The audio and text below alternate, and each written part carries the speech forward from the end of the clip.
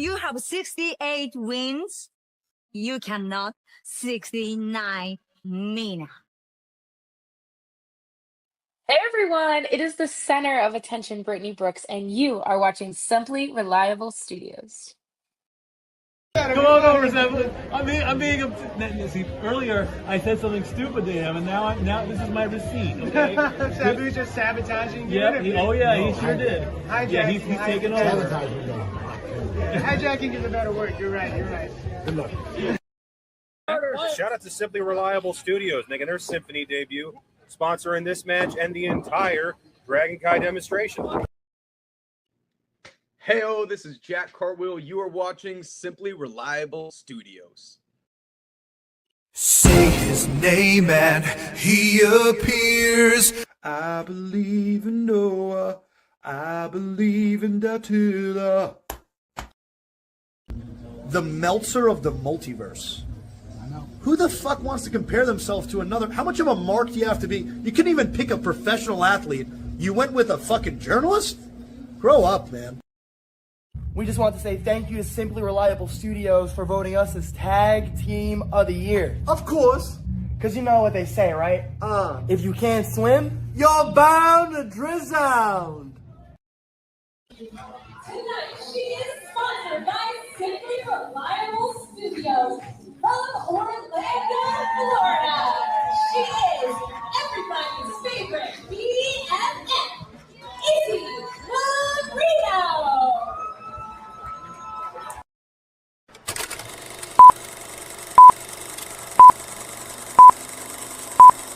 Get it?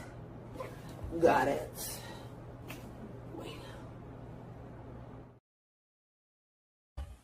What is going on, everybody, and welcome to another watch-along presentation brought to you by the good folks here at the Simply Reliable Studios. It is I, the Renegade of Wrestling, J.J. Williams, joined by Mr. Reliable Walter Cruz.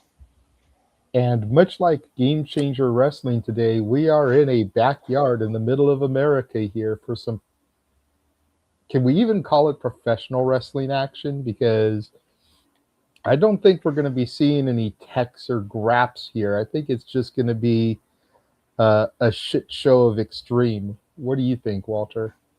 I think it's going to be adjacent to the shit I used to do back in the day. I think it's just going to be us, like the shit we grew up doing. We'll see.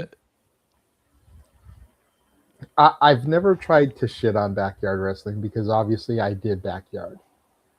But we were always kind of like the anti-backyard wrestling, where we weren't the ones that were going out there doing a bunch of crazy spots and barbed wire and light tubes and shit. We actually wrestled. You know, we tried to do the shit that you saw on TV, and yeah, every now and again we'd break out a steel chair, or we'd put a piece of plywood between two tables to make a tape, between two chairs to make a door, or we'd have a ladder match in the middle of the park. But like the stuff that people think of when they think of backyard wrestling, the stigma, we stayed away from. Yeah. So we were never that extreme, but it's definitely going to give me like flashbacks to, 2000 to about 2010 when I was wrestling consistently. I retired full-time when my daughter was born in 2009 and only wrestled part-time, occasionally like, hey man, somebody no-showed. Is there any way you can like jump in? For like a couple years after that.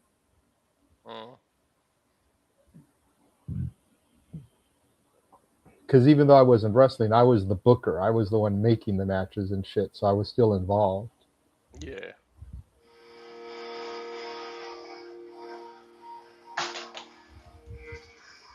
Right now we're starting off with a little retrospective of the Backyard series.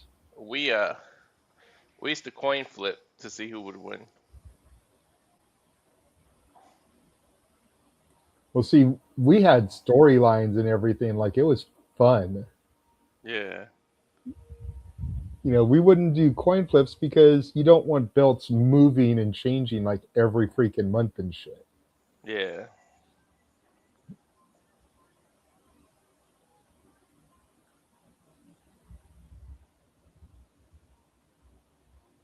God damn, look at some of the shit that they were doing.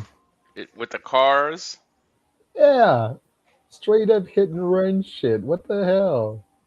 And using Spears into a pool, bounce house. the trampoline and the tools. Bounce.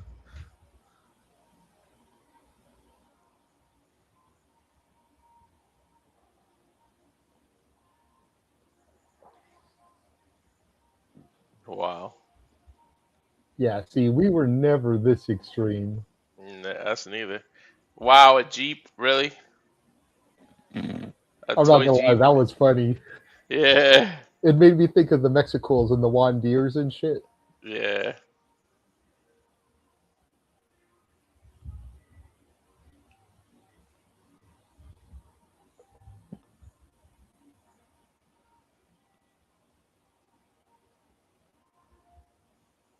Where the mattresses? We wrestled on mattresses. There we go. There's Manders. Hmm. I saw Marcus Mathers a couple times. There's Jimmy Lloyd. I think I saw Facade from Juggalo Championship Wrestling too. A ball pit, a pool full of balls.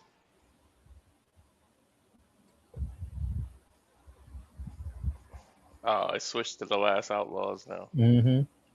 Shout out to Pop in the chat, throwing out our old Fed name, the LBWA, Long Beach Wrestling Alliance.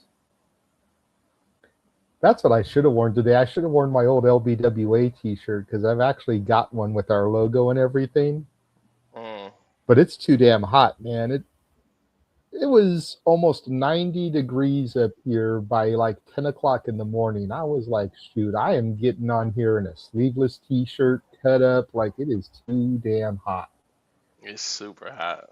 And now they're setting off leftover fireworks for the pyros, the opening pyros. That's awesome.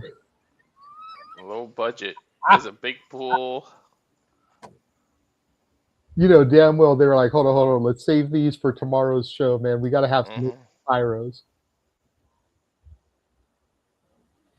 Somebody's gonna go swimming. Lean there on one side of the ring, you see a erected swimming pool on the other side of the ring. The guy who lit the firework before the camera came on looks like a skinny Slade. Mm-hmm. And look at the burn marks already on the wrestling mat from the fireworks and shit.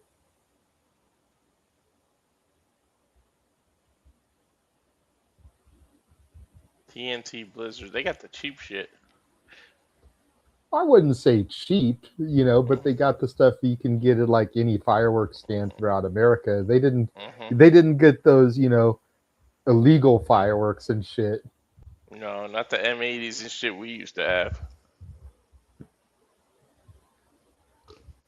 We used to throw M80s in the water because the wick wouldn't go out and still blow up under the water.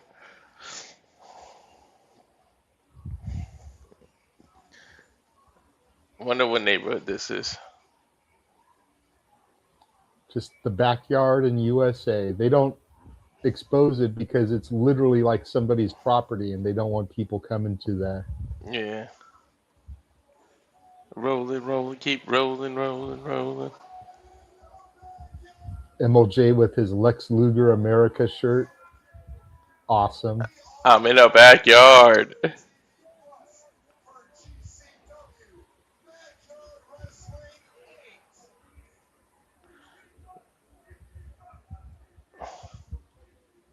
Now, like, they only announced 4 matches for this show.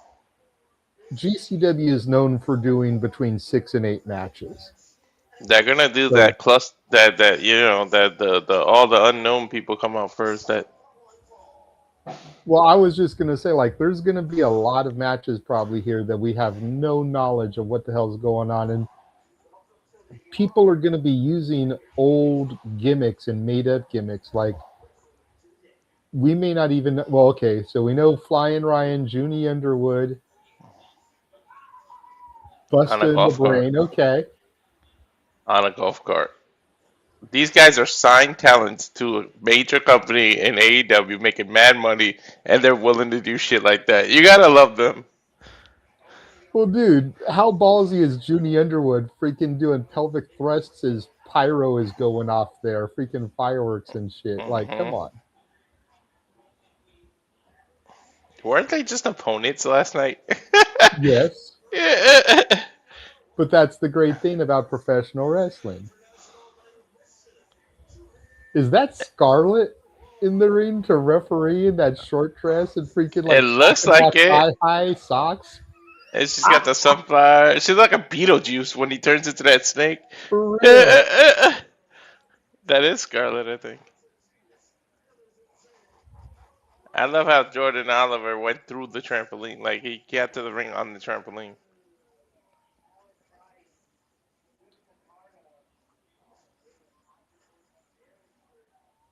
And they're just fucking bear and fireworks. I see Jimmy Lloyd waiting to come out. So he must be one of the opponents, right? You can't even say backstage. There's no backstage. It's just in the Right. house.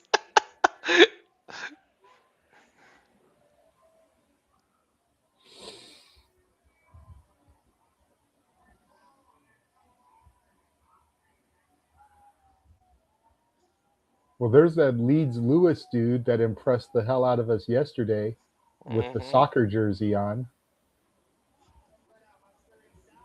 And that's Lloyd. What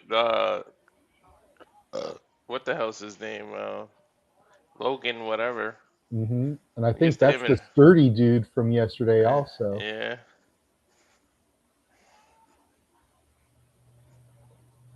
This is something I feel like I could set up. For real. That's why I found this image. I was like, usually we do our traditional image for independent wrestling, but I was like, man, with this being a backyard show, we gotta do something a little bit more fun. So I found this picture literally in somebody's backyard of a wrestling ring. I still can't believe this dude is French.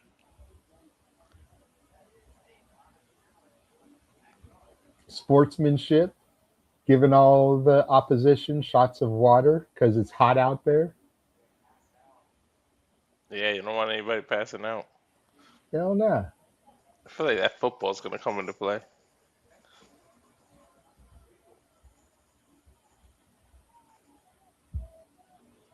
They're still setting off fireworks. Backyard wrestling.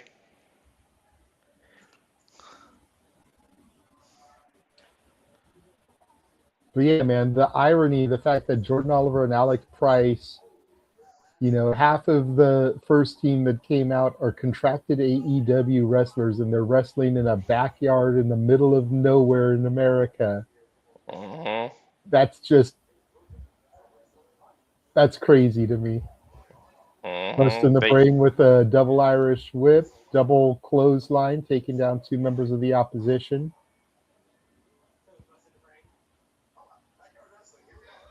Double team to Leeds Lewis. Hip toss clothesline there, combination from busting the brain. I love their believe double this is teams. sturdy. Springboard clothesline from Oliver. And you gotta love how they're not wearing their traditional gear either. Like they're wearing like backyard wrestling clothes. The only thing Ooh. that's traditional is like their knee pads. Yeah, yo, that twisting DDT was hot. That shit was nice.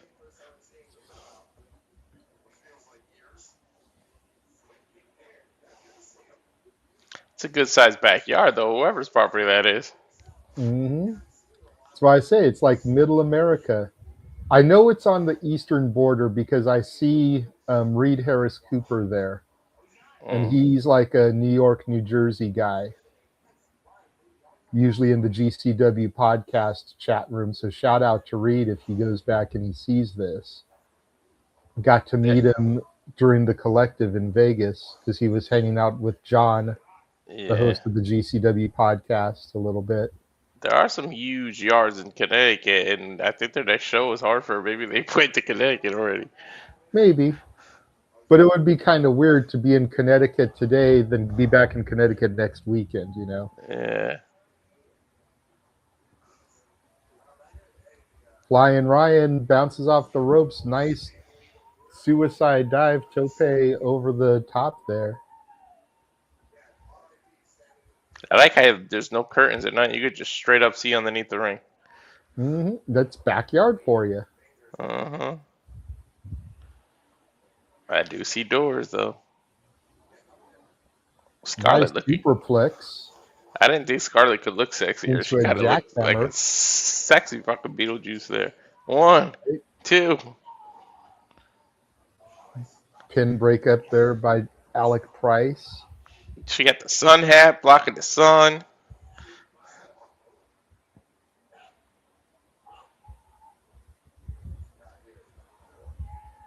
Sunset flip, roll through, Price up, charges in, jumps on the middle rope, boots to the face of Sturdy. Looking for a tornado DDT? No. Tornado suplex. Nice offense there by Alec Price. That might have been a little bit of a brain buster the way he made him hit his head. To almost an angel's wings there. Nice. Nice step up into Guri from this dude on the other team. The only one I'm not really familiar with, don't recognize. Springboard tornado DDT to Price. He hit that shit clean. Junie and Flying Ryan save Price from a potential suplex. Junie Underwood charges in. Nice kick. Flying Ryan off the back of Junie. Poetry in motion.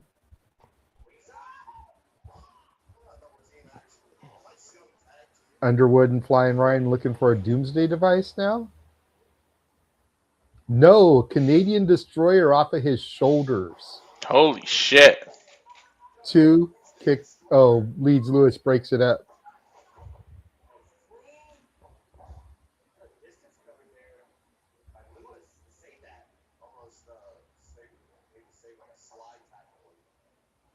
The fact that this dude is on an excursion from France and doing a backyard wrestling show for one of his dates is blowing my mind right now.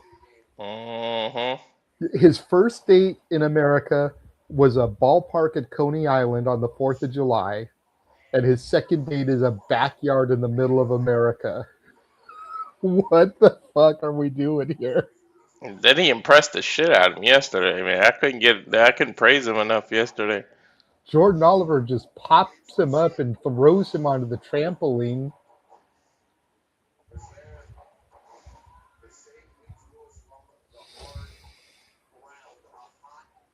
Well, they're lucky because that trampoline, it saved them from hitting the ground, right? Theoretically speaking. Code breaker into a German suplex there by Busta in the Brain. Nice spear there from Sturdy, taking out both members. I love busting the brains, freaking double teams, man. What's Leeds Lewis going to do there? Springboard from the trampoline to the top rope, executes a destroyer onto Junie Underwood. Then that's after a little bit of a slip. Yeah, I was going to say a little bit of a hiccup there, but he still executed the move cleanly.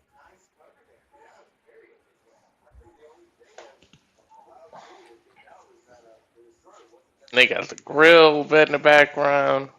Hell yeah.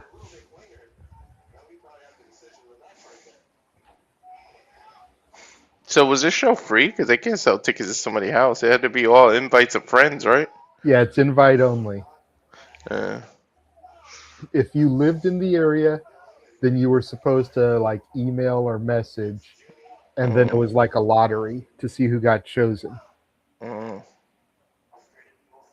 So like, dude, if they ever do one in SoCal, I'm definitely going to try and go to that shit. Nice running brain busters there. Executed to Junie and Flying Ryan. in sync. Look, this is just a little kid chilling in the pool. Hell yeah. Dude, it's hot out there today. I don't blame them. Mm-hmm.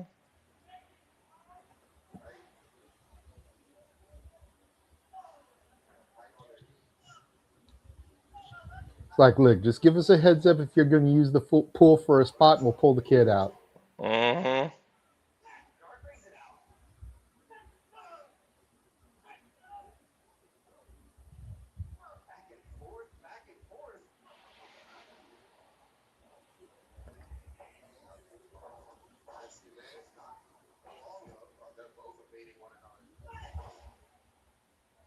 Leeds Lewis has Junie hooked.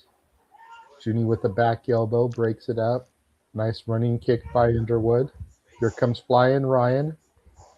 Up and over to the outside. Springboards back in. Nice stunner onto Leeds Lewis. Damn, that was nice. Nice double team maneuver there by Underwood and flying Ryan. Yeah, fisherman suplex into a powerbomb. Yep. And here come Busta in the Brain to kind of pick the scraps. I'm a little nervous because if you look at the house, the roof is low enough and close enough to the ring. Somebody's jumping off that shit. Oh, you know it. Especially after looking at the highlights from the past shows. You know someone's doing that shit.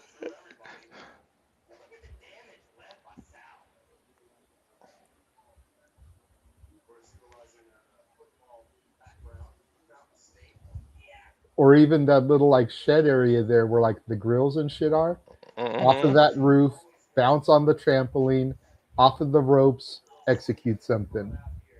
Why do we sound like that old Larry Bird and Michael Jordan Gatorade commercial? Off the Right? roof, down the nothing but Nothing that. but that.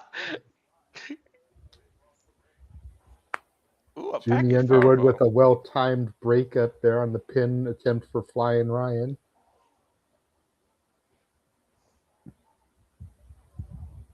Set out spine buster. Ooh, nice shooting star press there from the one guy who I'm not really familiar with.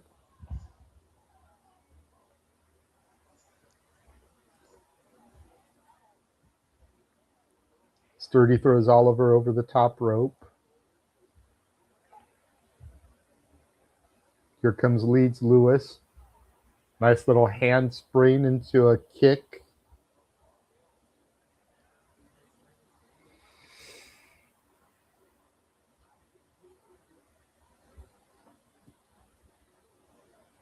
Dude, look at the back of this dude.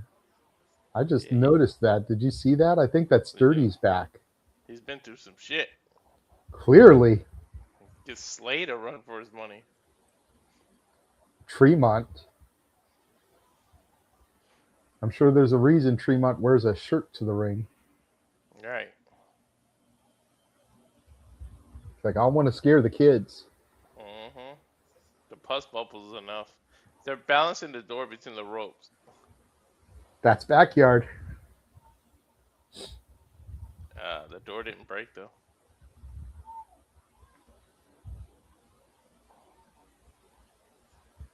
Oliver in with Leeds Lewis now, and we've got a big ol' scramble scrum. Dude, look at the way Jordan Oliver is overselling the shit on that trampoline. Mm-hmm. That was great. Yeah, he's hilarious. I don't think That was some Shawn Michaels selling Hulk Hogan shit there. Right? They're gonna redo this spot to break the table. Still only got a 2 count.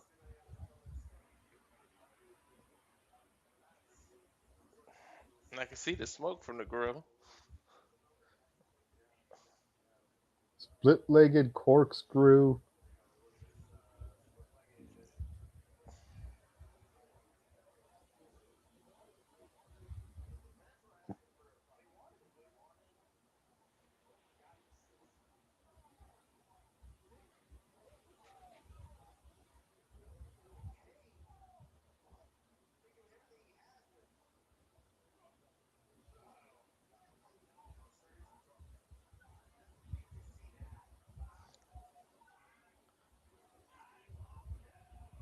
Fuck you! Uh-oh. We transported from backyard to Suplex City. Nice triple suplex, though, by Sturdy. Taking out both Busta and the Brain.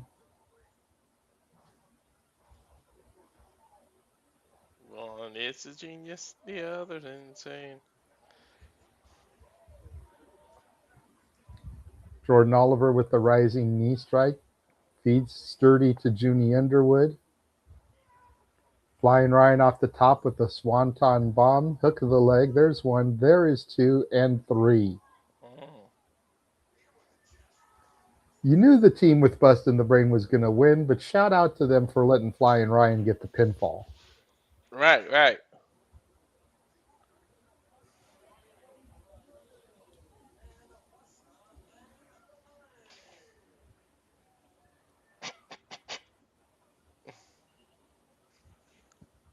This is influencing me to put on a show with us.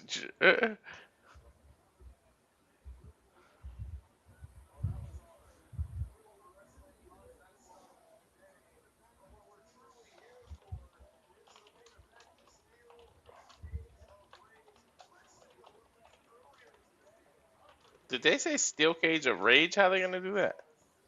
They did say Steel Cage of Rage. And I don't know, and I'm scared to find out.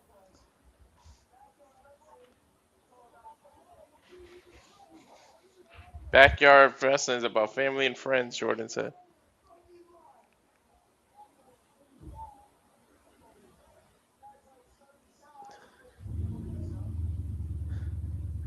That's definitely Jordan's old gear because it says his name on it.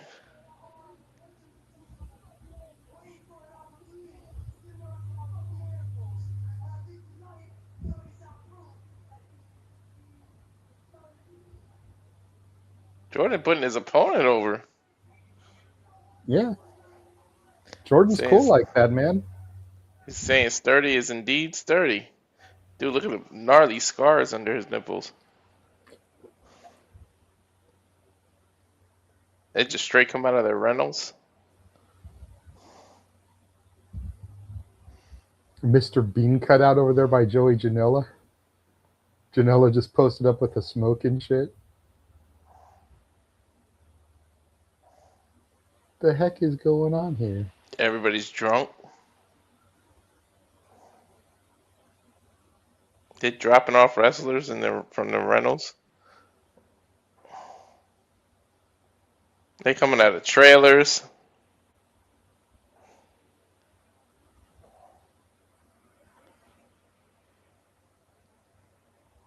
This is earlier today. Fuck you, man.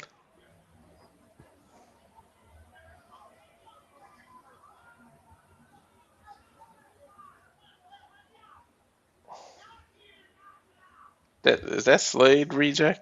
Yeah, that's the guy who did the fireworks earlier.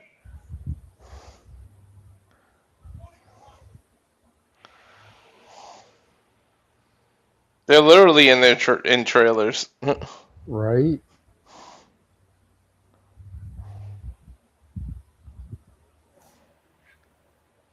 Aerial shot, you see the cars driving by on the street. They could have just used a droid camera this whole time. A drone camera droid. Huh.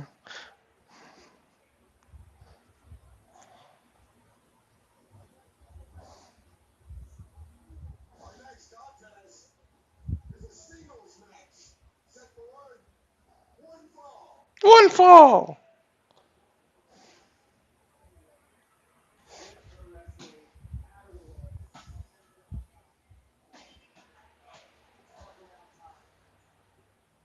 So they're just gonna use a golf cart for every entrance? I kinda like this.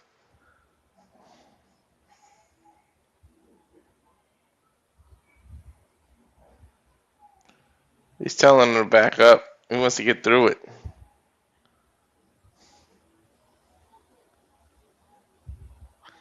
Atom?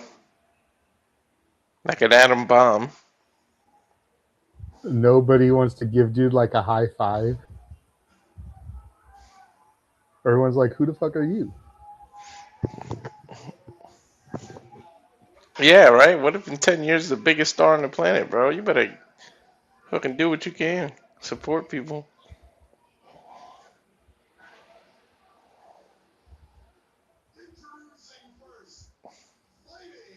Why is his opponent in flip-flops? That's the referee. Oh. I forget his name, but it's the referee we always say kind of looks like Josh Barnett. Yeah. Oh, yeah. That's the one we ran into 100 times in I Las think Vegas. his name is Max Recon. Mm.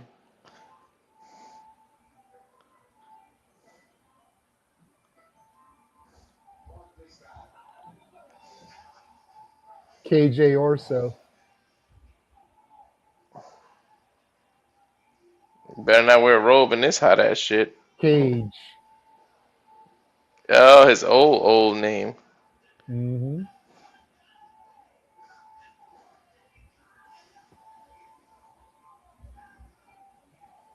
His old name with his current music. Mm-hmm.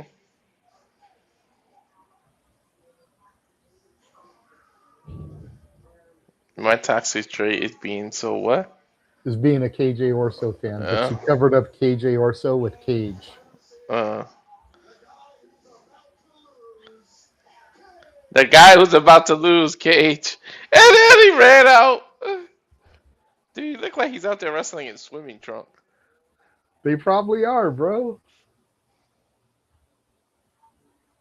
The fans should be like wetting them with water guns as they come out. Might as well. Super soakers and shit.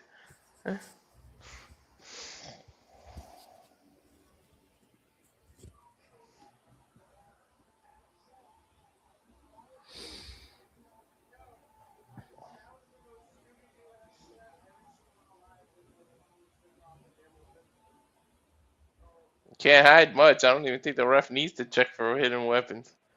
Right. Who the fuck is Adam? Don't know. That's what KJ's asking is who the fuck is this guy? All I know is if your move's not a power bomb so that you can name it Atom Bomb, what the fuck are you doing?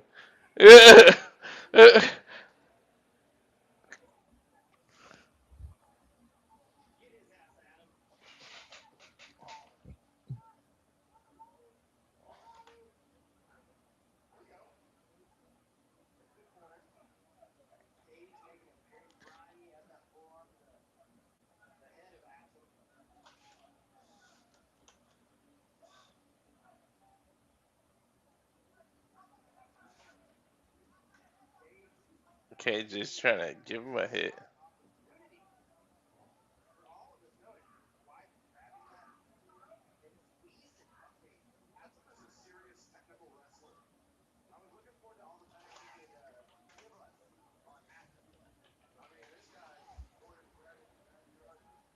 Couldn't give you one single fact about Adam. Nope. Same. His name is Adam. That's all I can tell you about Adam. Mm-hmm. Yeah, I already started thinking of Puzz. Like I'm Nice telling side you. headlock there on the Cage. Has control in the early going. I can tell you that much. True.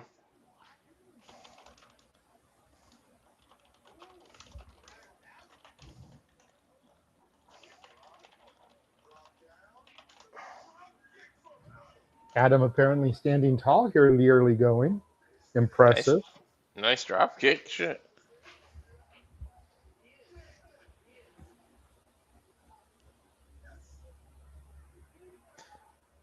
Bullshit, KJ says.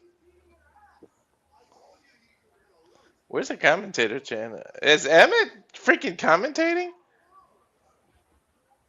Oh, Emil? Yeah, he usually does.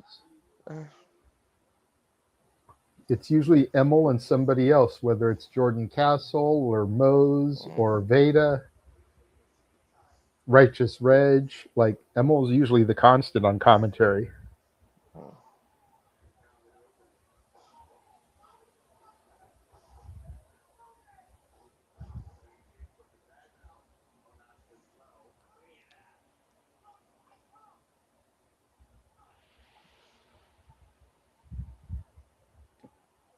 Ooh, look at that stretch. I was going to say, nice stretch there from Cage.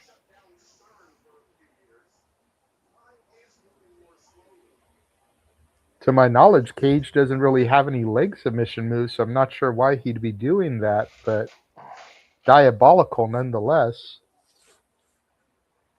He's spit in the cage. Make a wish.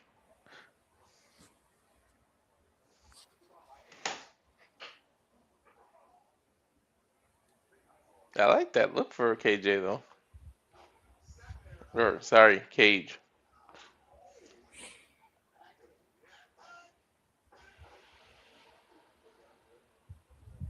Hey, Cage is an AEW Tag Team Champion, and this Cage got released from AEW. So Mm-hmm.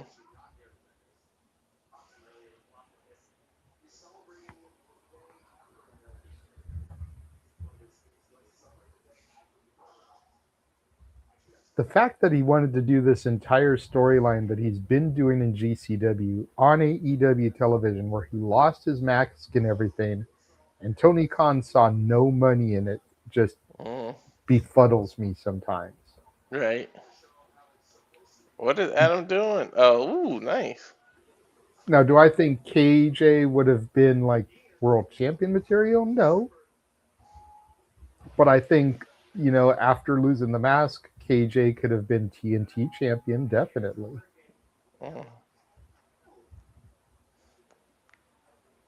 Adam climbing up to the top rope, Cage intercepts, flips him down to the mat.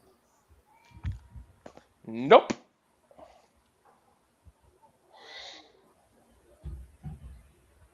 Wait, is this the main event that he was saying that Cage versus someone? And because I thought he said Steel Cage earlier. Oh no, there is a steel cage match. Okay. What the fuck do you do? I guess they're gonna take an intermission to build a cage around the ring, right? Probably. Traditionally, when they have a cage match, that's the first match they do. They start with it already set up. Nice Hurricane Rana from Adam to Cage off the top there. Mm-hmm. Scott Steiner-esque. The Frankenstein art room. Hook the leg off the clothesline, gets a 2 count on Cage. Dude, that was a hell of a discus clothesline. He's trying to rattle his cage. But I gotta get one. I gotta get one in there. Damn it, Walter.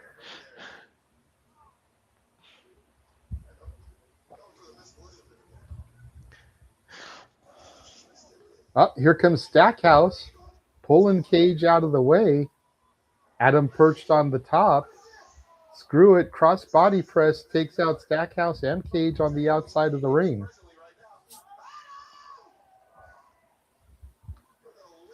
That's just straight ground too. You know that hurts. Mm-hmm. I mean, there's a little bit of like sawdust there. Try to soften it. You got the one thin mat. Probably like somebody's doormat, you know what I mean? To wipe your feet. Mm-hmm. True.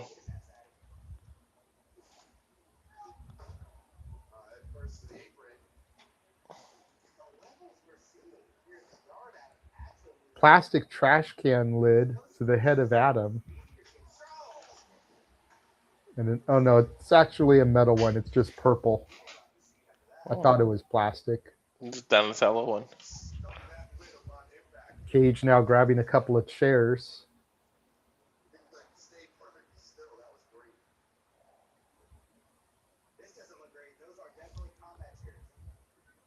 GCW spray painted on the inside of that trash can lid. There's something written on that chair too. Ow. Across Adam's back. Cage getting another door. Getting this door bridge. Looks like a piece of a door. It don't even look like the full door. Looks like a closet door. Yeah. Is he gonna trampoline suplex him or something? Oh.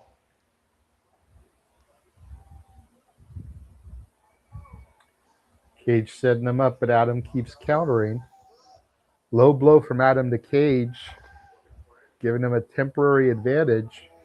Right in the little cage. Double leg takedown.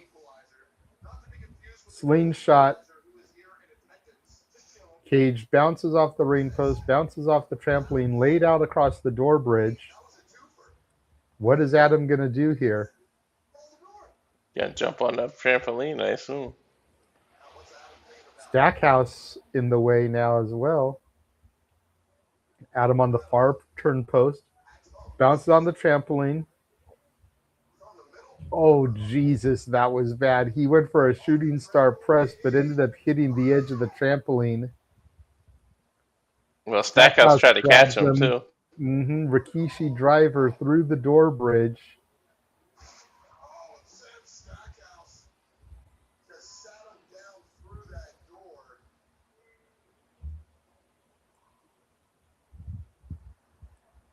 Folks, this is why they say don't try this stuff at home. Mm-hmm.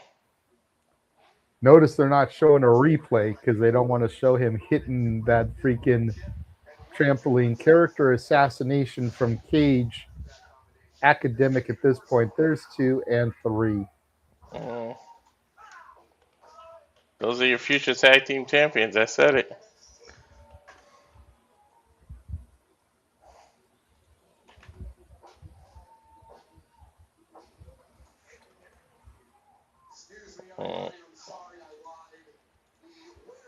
He said, "I'm sorry, I lied. The winner is Cage." See, there should be no hatred between Emil and Cage. Because Cage is a different gimmick. I know, right? It should strictly be between KJ Orso and Emil. Exactly.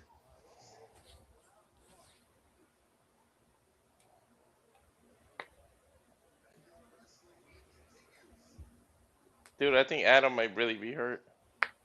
Yeah, his freaking ribs hit the side of that trampoline when he was going for the shooting star. Again, you notice they're not doing any highlights from the match. Mm-hmm.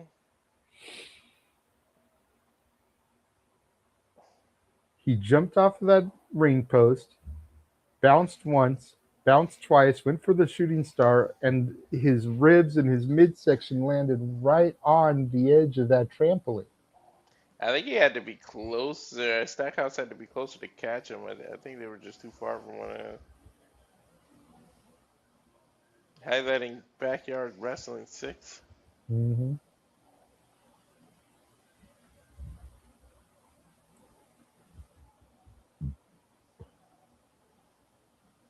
They melted the door. Wow. It's Violent J.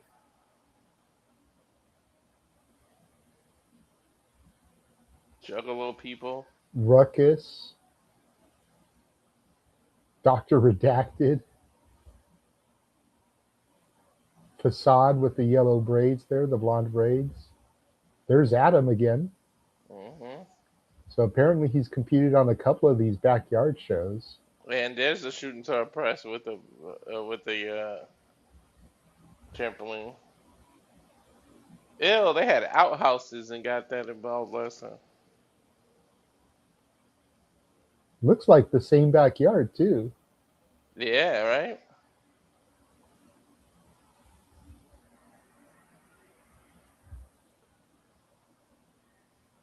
Watch us fuck around and find out this is like Brett's house or some shit. Yeah.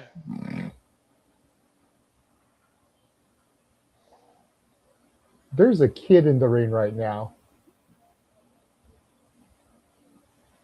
Hey, somebody with a real rough shirt.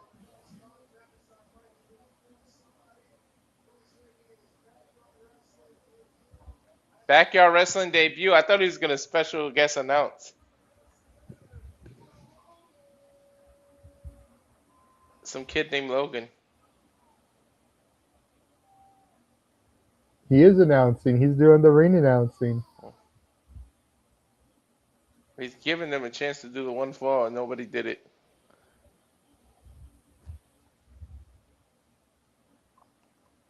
He's chilling against the ropes waiting for the music. Hell yeah. Bumping to it too.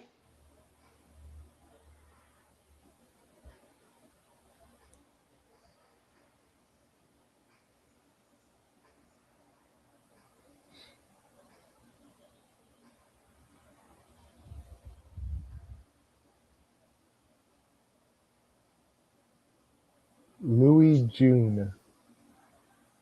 I thought that said GUM. Oh, it is. CUM? Is that what that says? Cum on his shirt? I'm assuming it has to stand for something. Yes, he does Probably. have a dildo on the end of a driller.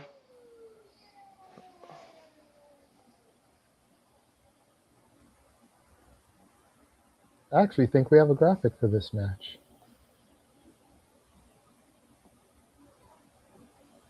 There is no steps to get into this ring.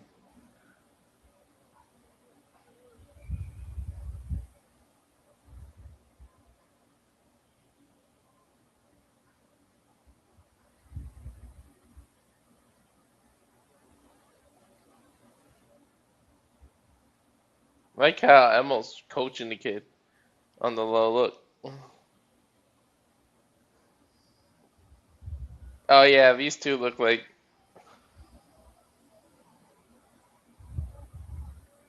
It's the first match we actually have a graphic for.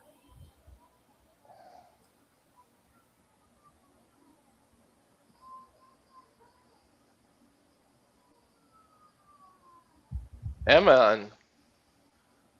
Yeah, Jimmy Lloyd. Yeah, I almost said his other name.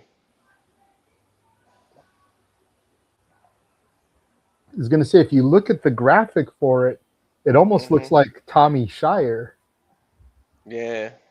but apparently it's Jimmy Lloyd, so.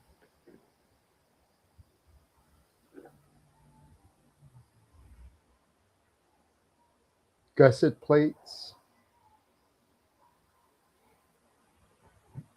I'm scared to see what's going to happen here.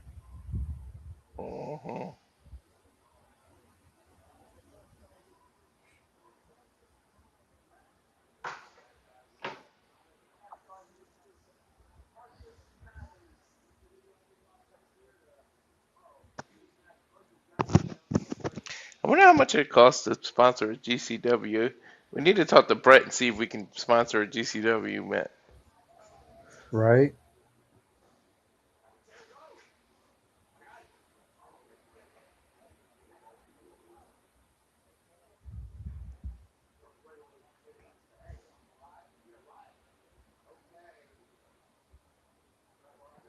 I should put that out in the universe. Find out if we can sponsor matches.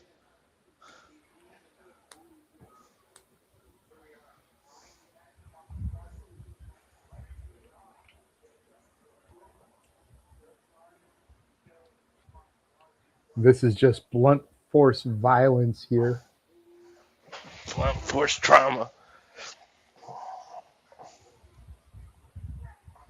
Emanon just beating lowlife Louie with the baseball bat with thumbtacks. And then you see the thumbtacks go flying, sticking into the back of lowlife Louie.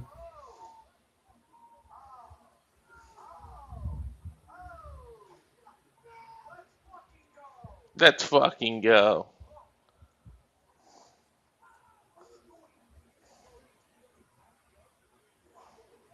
Uh-oh, swimming pool spot. Mm-hmm. No kids are going to be able to go in here after there, because if any of those thumbtacks come off in the pool, that could be dangerous. Mm-hmm. Oh, no, maybe not. Oh, no. Yeah, there they go. Low life Louie into the pool. Kids are unable to swim in there anymore today. And a gusset plate into the arm, which means that there's probably going to be blood now floating in the pool. That's not sanitary, everyone. Mm-mm.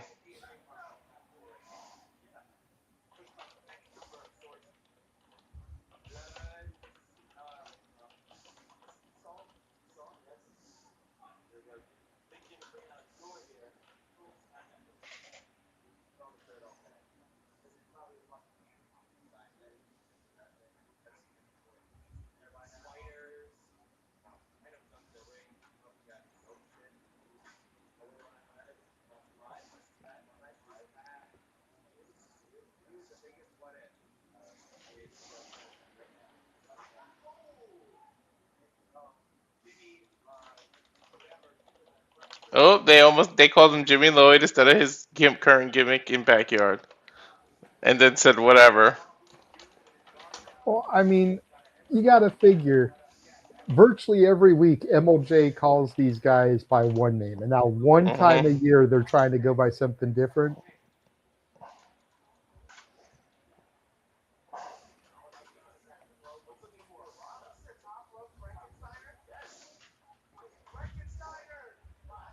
Power bomb from Lowlife Louie to Jimmy Lloyd, Emanon. Through the door bridge, hooks the leg. There's one. There's two. Kick out. You can see Jordan Oliver and Junie Underwood in the backdrop there. Bottles of water and shit, just watching and chilling.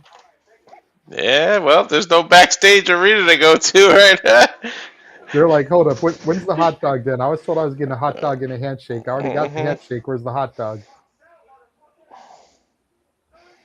The thumbtacks in his back, in the back of this guy. From that baseball bat.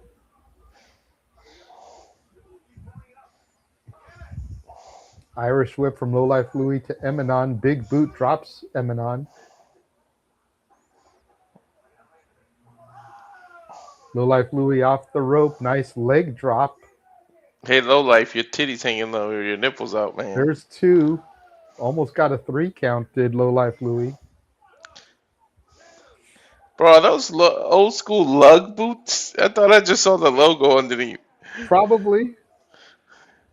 Either that or Timberlands. Oh, Lowlife Louie now has a dildo on a drill. Does that make it a dildo? A dildo, yeah.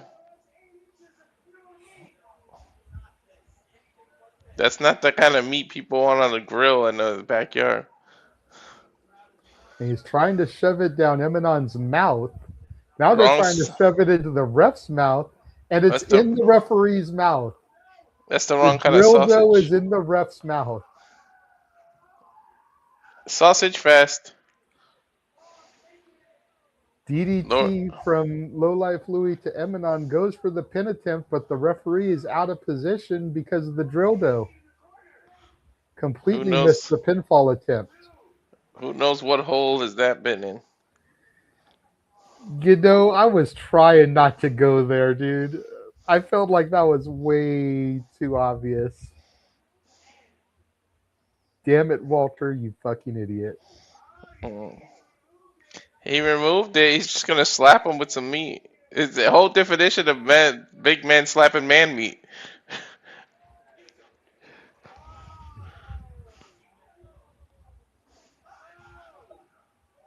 Emanon tried to shove it up Lowlife Louie's butt, then shoved it down his mouth. That's a shitty situation. God damn it.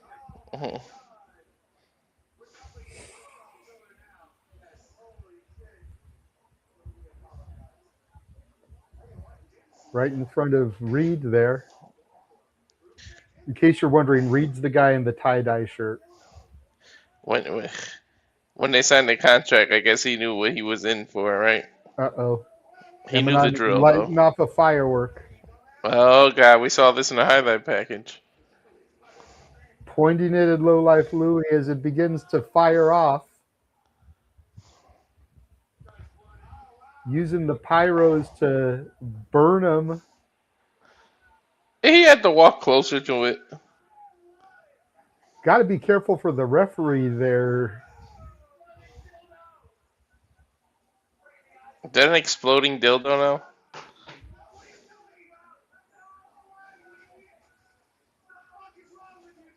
And now Emanon is calling for a weed whacker.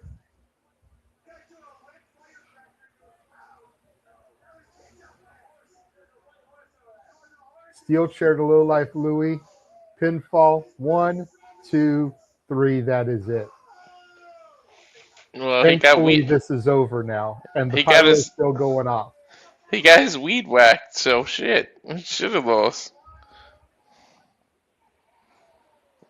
This is crazy. Yeah, like I'm cool with a bunch of shit, but like that was a little extra, even for me. Extra meat. Even for me, that was extra. I was like, wow, okay. Well, Nick, no bleeding assholes, but there was dildos in the assholes. I know, right? Nick missed it.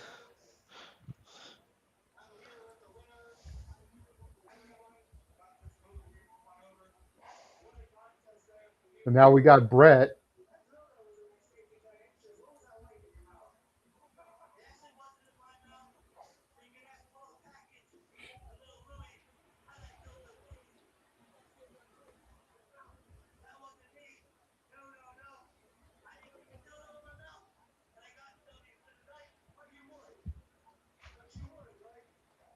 Brett asked him if he would.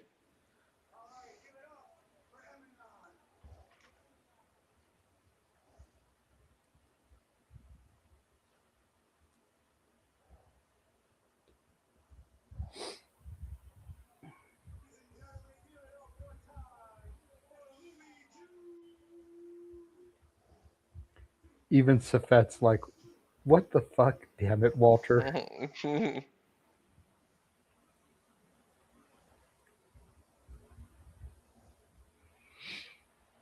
I just put in our group chat what Nick missed. I'm waiting to see his reaction. No, there was cocaine in the backyard last year. Did that bring out the DEA?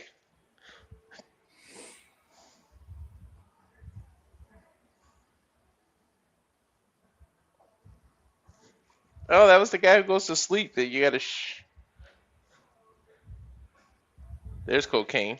Yep, I saw this show last year. We did a watch along of it. You can go to the archives and check out our watch along from Backyard Wrestling 7 last year.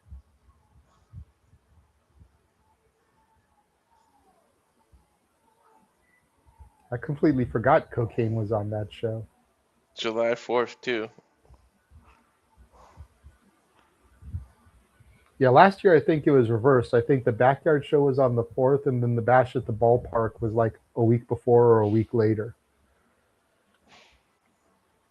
But if I'm being honest, I liked the Bash at the Ballpark being on the 4th this year because the Coney Island fireworks and everything. I was telling some of the guys in the spaces yesterday that just from a cinematography standpoint, it was so awesome watching the fireworks go off as the main event was happening. It was.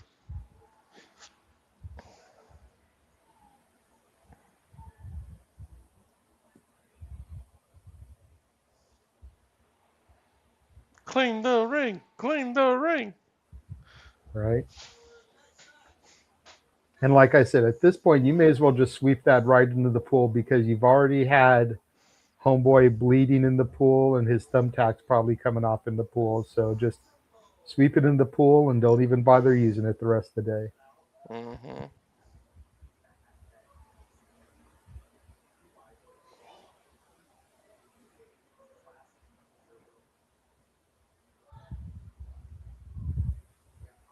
If there's Jordan in the background,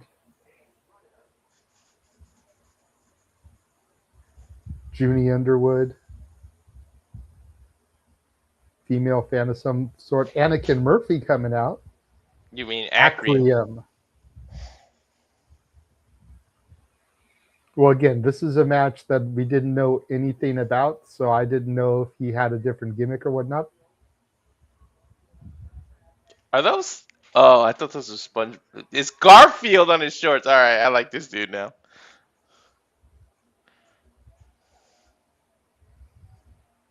Dude's got some old school Garfield shorts. Is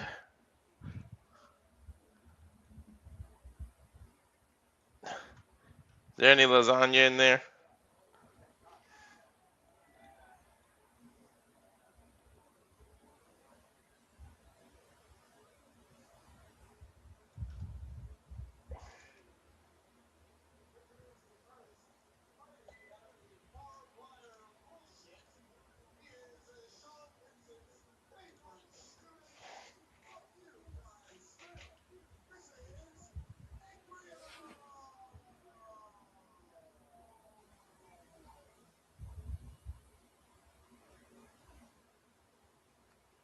Yeah, I still don't really know what to think about Anakin Murphy, you know?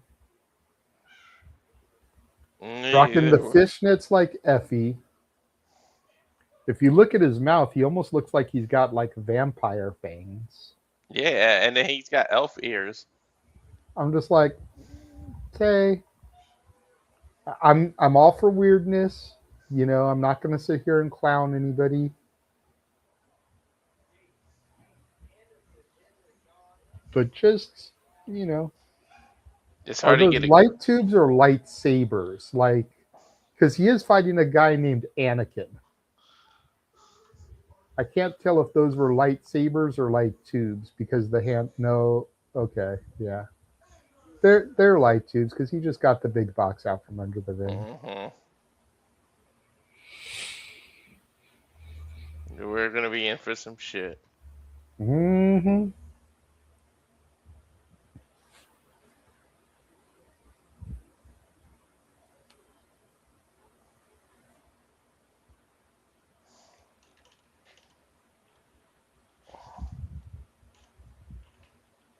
JB Anderson sounds familiar to me. Why do I know his name? I don't know.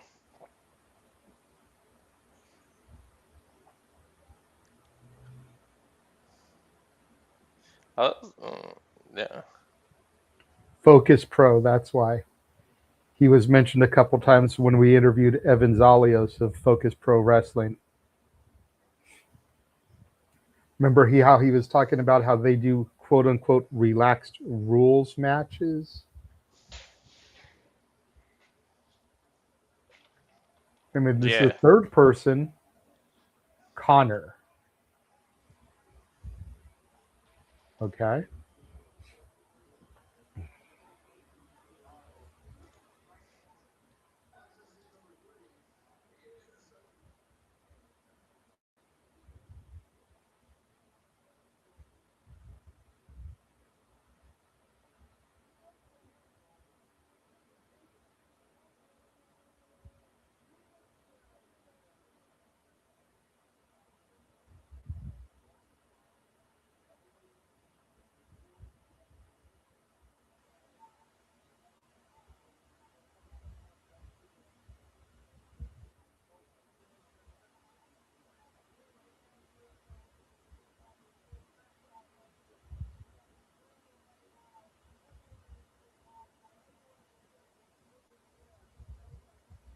Who this guy is. I might have missed the tag because I was looking at something else.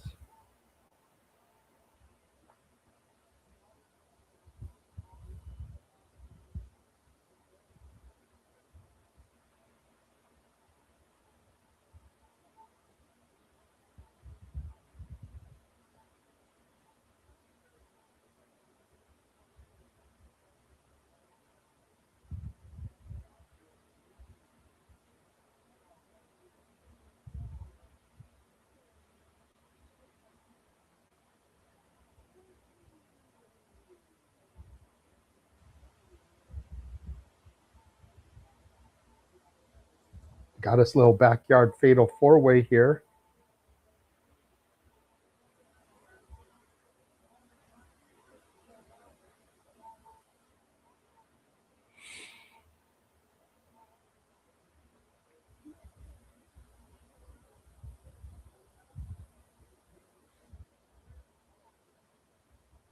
No, they're looking at the entranceway. We're getting more people here.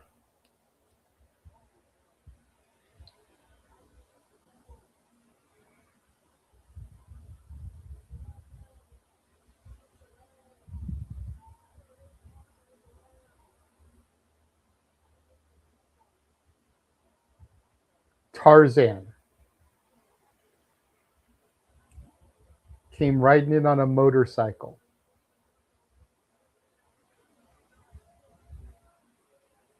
Smoking.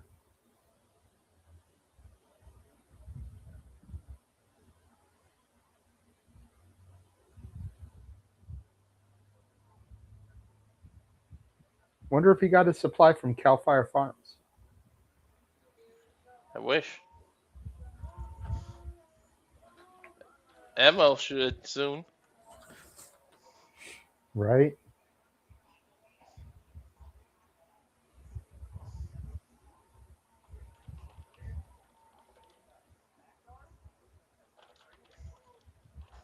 So we got 5 people in this match so far. Tarzan. Who's this?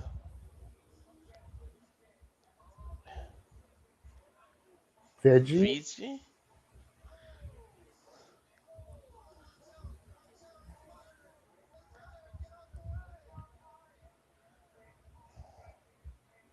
Got to make sure that hair doesn't catch on fire with the pyros. Like, I'm not even trying to be funny, but you know the oil that they usually use in those things, like, got to be careful. I have no idea who Veggie is or what old I gimmick have that no is. idea who half these people are. I know JB Anderson. I know freaking Anakin Murphy, Acreon. I don't know anybody else in this bitch. Nope. Did they say that guy's name is Tarzan, or you said that? Yes, no. The tag said Tarzan, and he came in on the back of a motorcycle.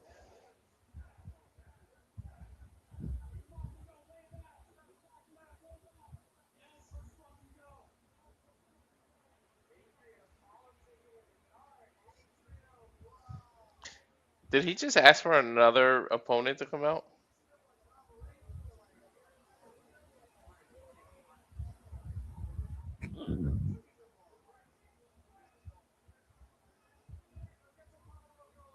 It's a big ass, yeah, house because look how many cars fit.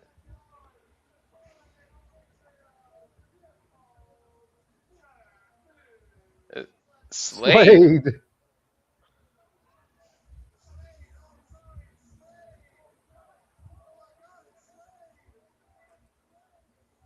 Not the Slade you're used to. Nope. It's like old man Slade and shit. That's beer gut Slade. Look like he slayed one too many freaking Budweisers.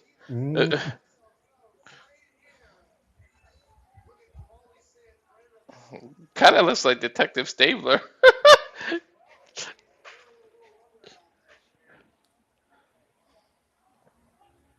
God damn it. I am so beyond, like, what the hell am I going to do with this matchup at this point? Mm-hmm.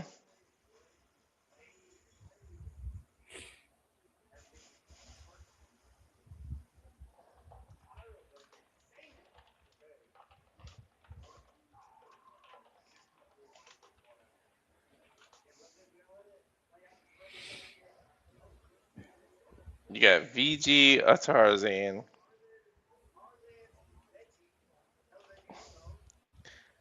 Veggie, Tarzan. What is Atticus JB Murphy's name in Anderson, this? Connor, Acreum, Slade. Acreum.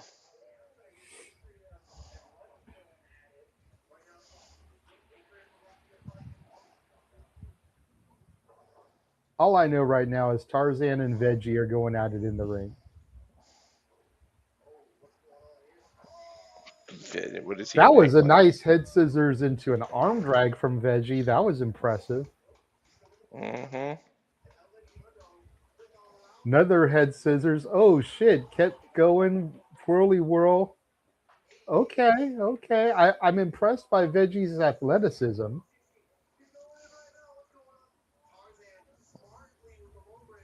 And Tarzan just drags him over the ropes. Me Tarzan, you Veggie. I win, you lose. Jump that rope. He still got the fucking L in his mouth. Smoking while wrestling.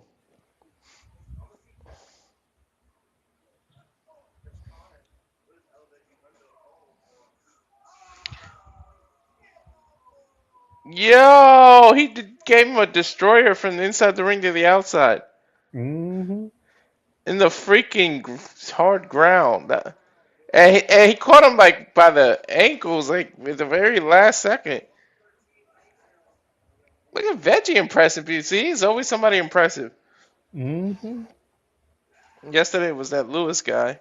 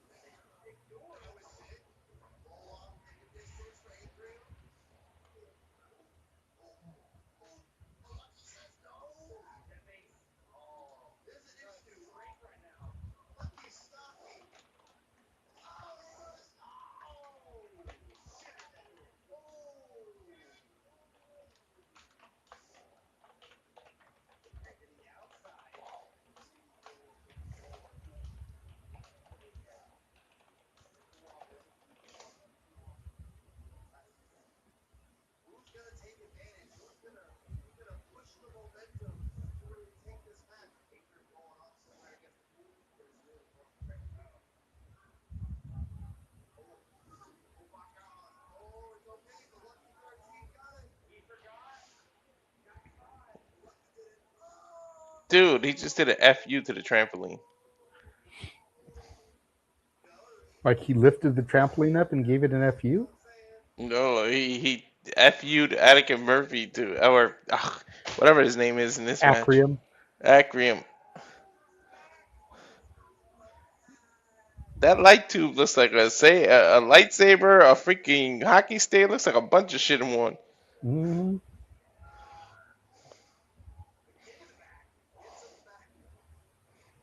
And I know that guy's in pain because I can see he's sunburned on top of that. Getting hit with this in the back.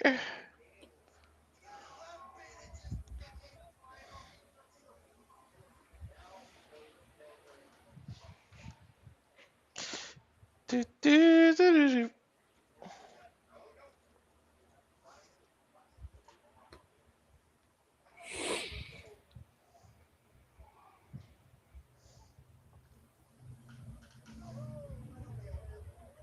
No, The he's. box of light tubes just over the head. That's just crazy.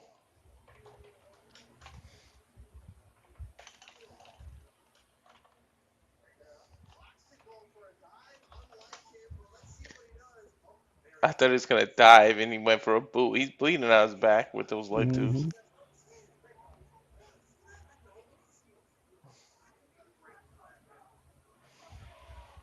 Is he bleeding on the back from the light tubes, or is he bleeding from that stick shot? Because if he was blistered enough from the sunburn, he could have just been like popping blisters and shit. Right.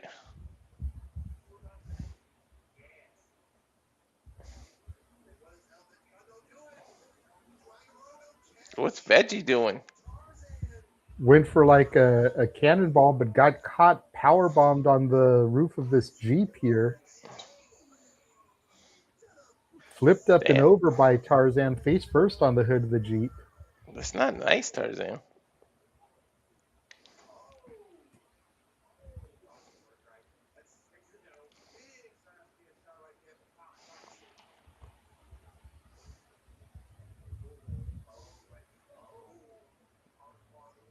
JB just went hard against it.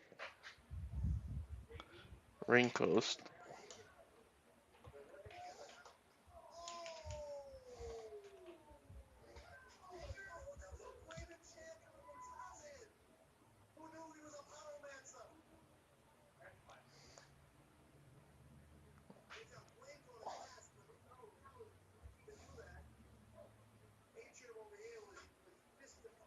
I'm waiting for the basketball court to become part of the fucking weapons.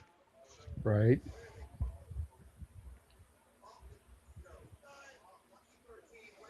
There's a media truck, and they're jumping off of it. Well, it's probably the production truck for Triller. And he moonsault right off of it.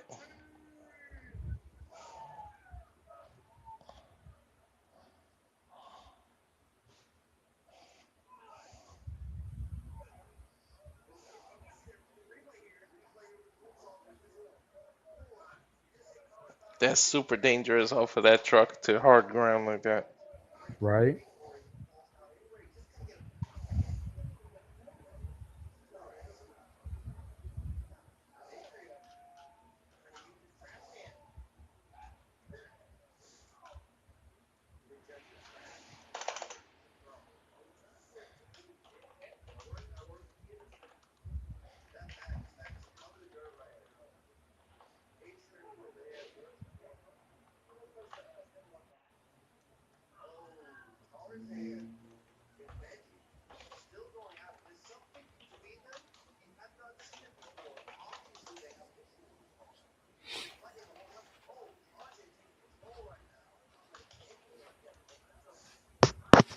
What the hell is Tarzan doing? Getting on his shoulders and lighting the doobie again.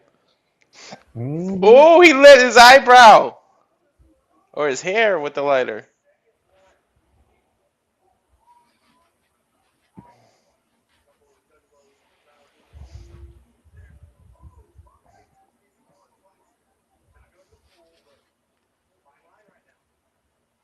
And somebody's got the tractor. I think that's JB? No, it's just one of the fans.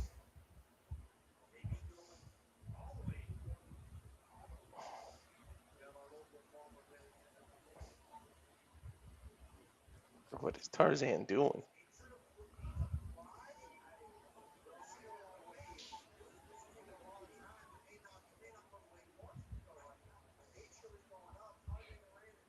What the hell is gonna happen off this forklift?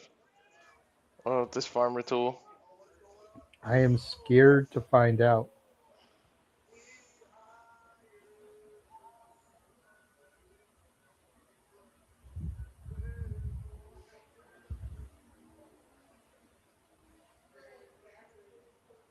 Everybody's up too. Crossbody.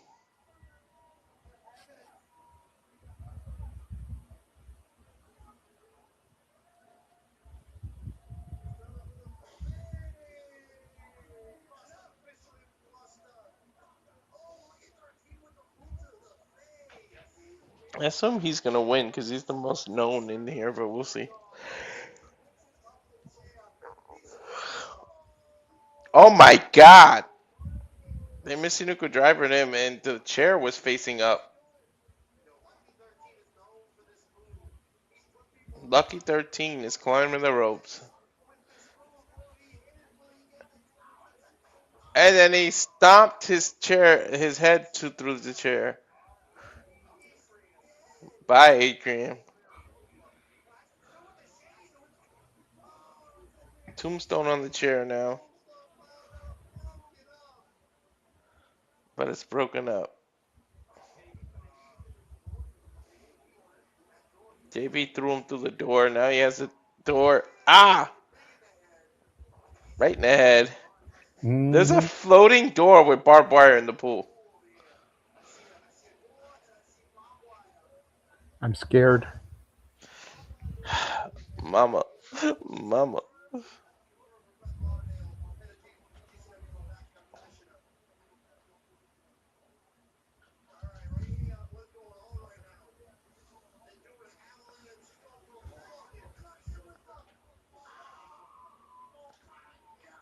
Wow. That is not the kind of float you want to land on in a pool. No, it is not.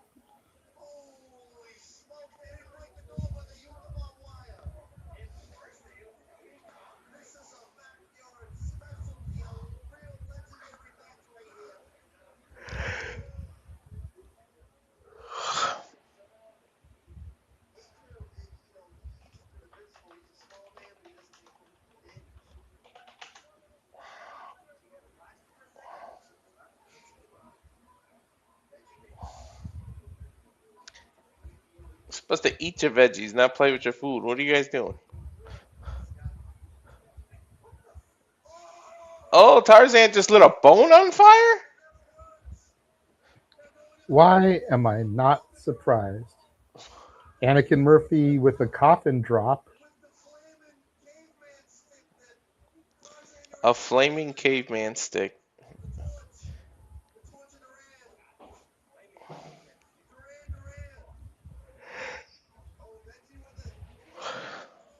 Veggie hit a That's the yawning, 619. dude.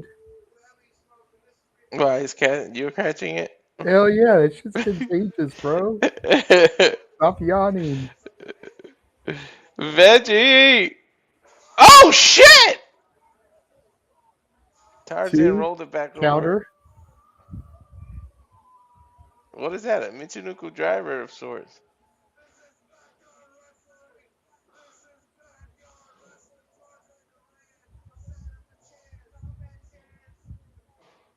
What is Tarzan doing setting up the chairs?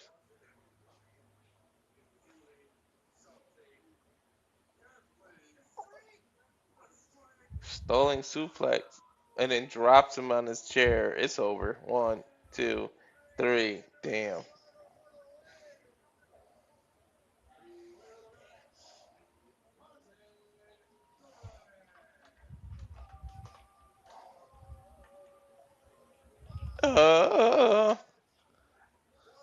Tarzan gets to go with Jane and celebrate this match.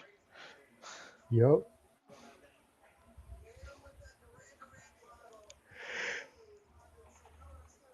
I can't open. Oof. Like, I know yesterday was a long day for the both of us. I was actually surprised we got shenanigans done in 2 hours. I went through hell last night. I couldn't even sleep either. I woke up in the middle of the night too, but I went right back to sleep. I just needed to go pee. Got up, went to the bathroom, came right back, went to bed. What are we watching? Well, I think this is the North Korean assassin.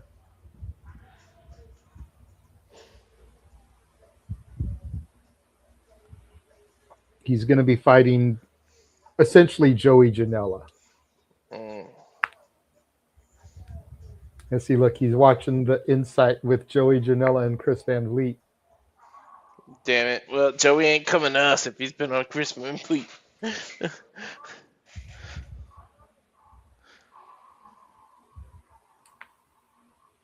That's like a badass Halloween mask. Jumping Joey versus The NKSS. North Korean assassin. Oh, is that the cage match? No. Oh. Just a featured match.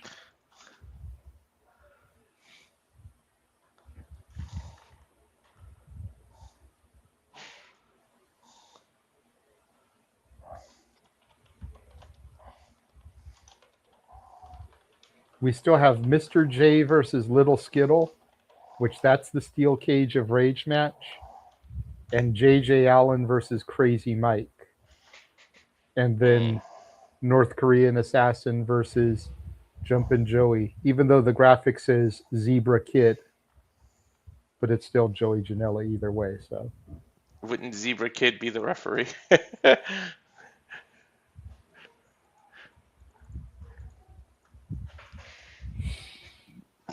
This looks like this is taking place at a house, not in the backyard. Are they replaying the same video package they just played? It's probably Joey's house. Like, I think that's the idea, is North Korean assassin is breaking into Joey's house here, sitting in Joey's chair, watching Joey's interview.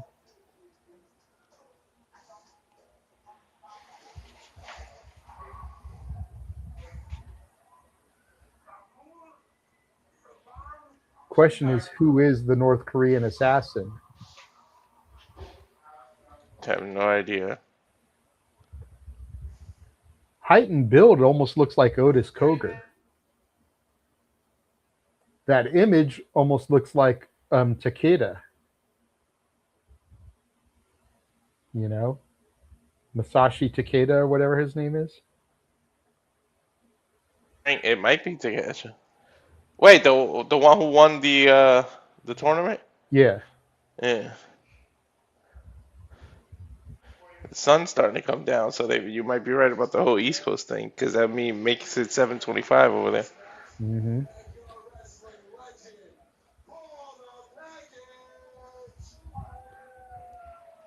Paul the package.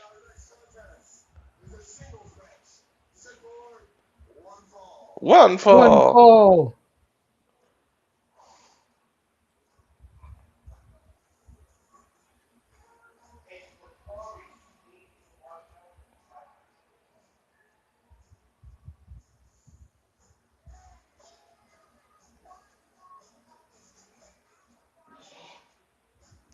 Jumping Joey. Coming with a cigarette in his mouth. Can't even see because of the mini fireworks.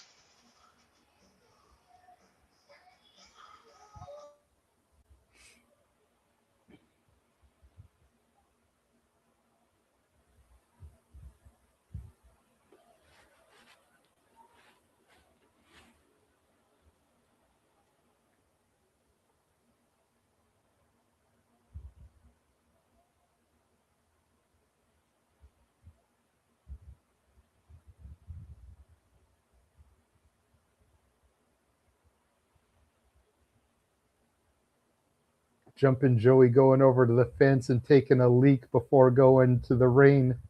There's literally a horse in the background there, fenced up. Paying Joey no mind as he fucking takes a leak. The rebel that Joey Janela is, Jumping Joey.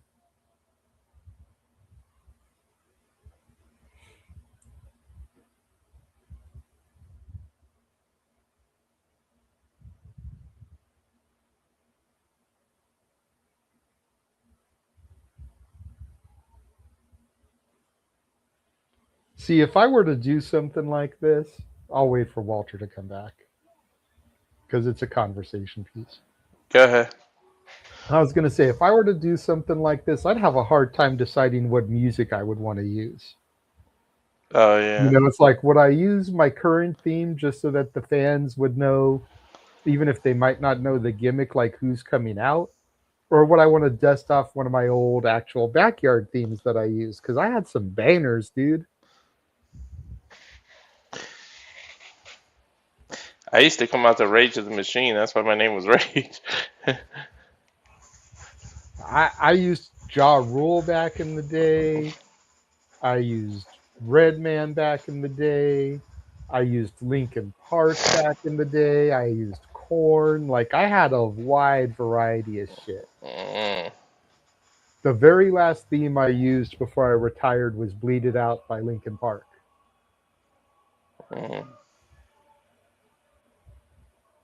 Is the mask supposed to be Kim Jong-un? Mm-hmm. The North Korean assassin. Mm-hmm.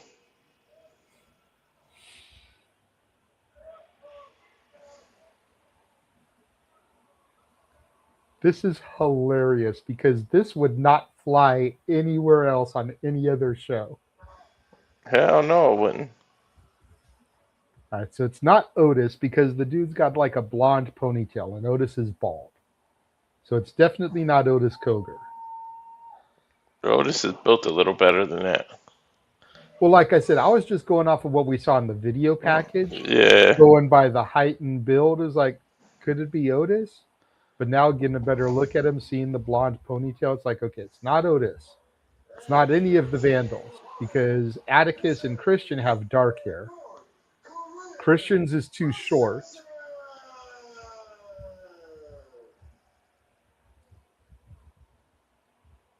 Okay, it's this dude in the face paint that we've been seeing throughout the night.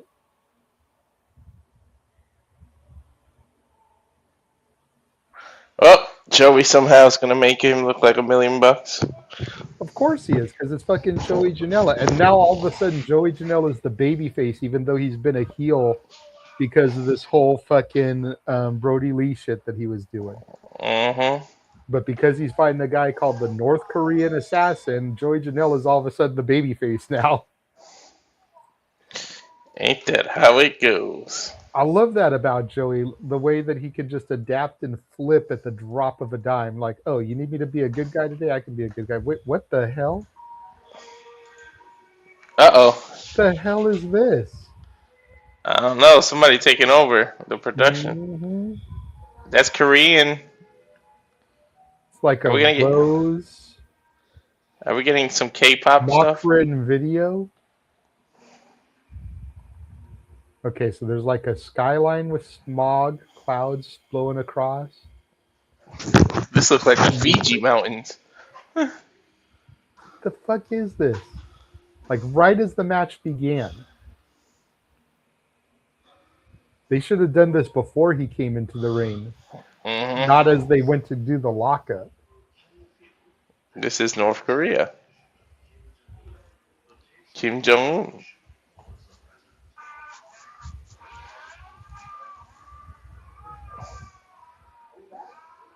You heard North Korean assassin, Charles. And go back and he's already bleeding.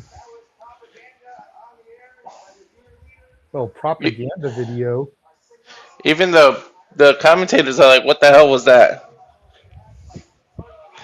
Like I said, it would have made sense to play before he came to the ring or as he was coming to the ring for like his introduction, you know, like a Titantron. Mm-hmm. But it didn't make sense for it to hit when they'd started the match. Joey with a barbed wire door set up outside the ring. Throws the North Korean assassin into it.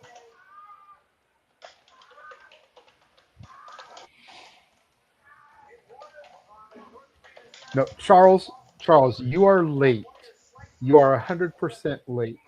There was a match earlier that had a dildo on a drill that was put into the referee's mouth and made to spin in the referee's mouth. We called it a drill dough. You have not heard everything. You are very late to the party, Charles. Yeah, it brought a whole definition to big men slapping man meat. Joey saboos the chair to the North Korean assassin, just chucking it at his head.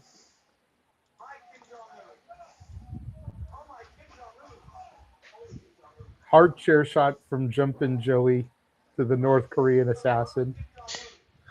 Yeah, only GCW and only on the Backyard Wrestling shows. Like I said, you could not do this North Korean assassin gimmick on any normal GCW show. Only on the Backyard show would this shit fly.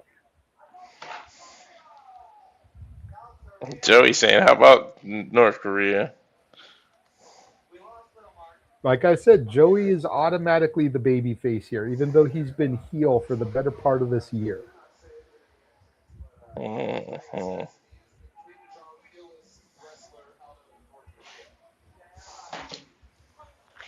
North Korean assassin seated, Joey just unloading punches to the bloody face. Joey perched on the second rope now, going to the top rope. Jumpin' Joey gonna jump off the top. North Korean assassin up, and he throws Joey through the chair, making the chair collapse.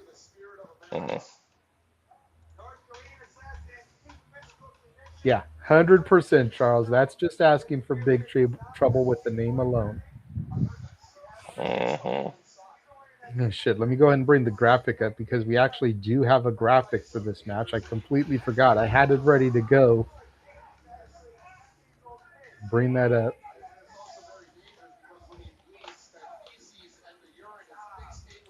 One of only 4 matches for this show that were announced in advance. Everything else has been impromptu.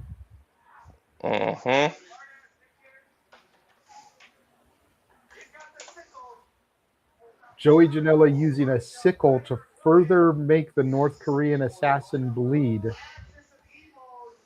And he's the one who brought the weapon out. Who, the North Korean assassin? Yeah, it was around his neck. Well, you know the stigma. He who brings it out gets it used on him. Exactly. Chair shot again to the head of the North Korean assassin. Janela now perched on the middle rope, posing for the fans. Jumpin' Joey jumps, knees to the midsection, hooks the leg. 2, North Korean assassin kicks out.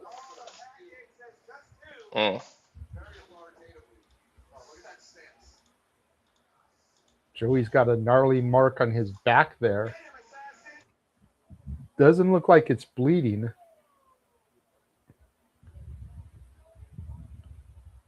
All the blood on Joey right now is from the North Korean assassin, but you can see that gnarly mark on his back. I wonder if that's from the Nick Gage match last night.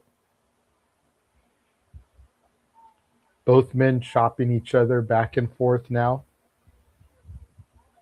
Center of the ring.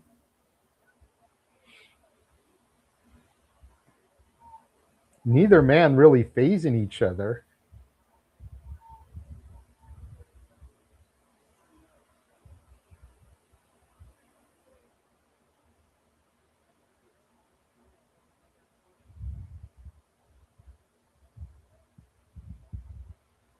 Crack kills North Korean assassin.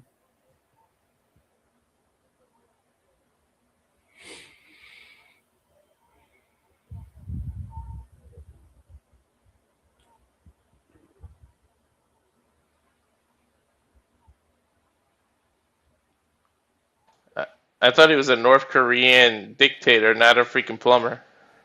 Right?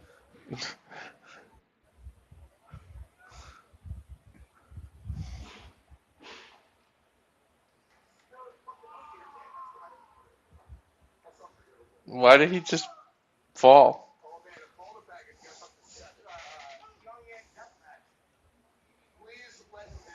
Because the script told him to. Right? Charles, I just messaged you the link on X if you want to pop in and join us. Because we can't sit here and say we're professionally calling this. This is such a shit show. We're barely calling it.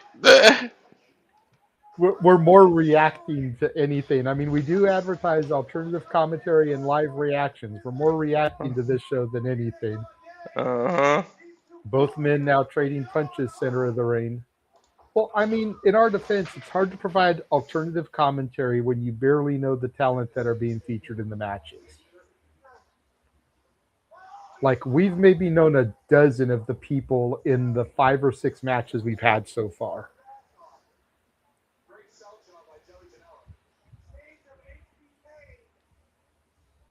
And most of them were in the opening contest.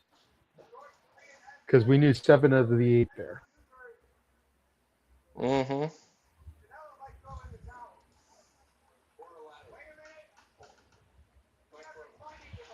Joey Janela now has a ladder he's bringing into the ring.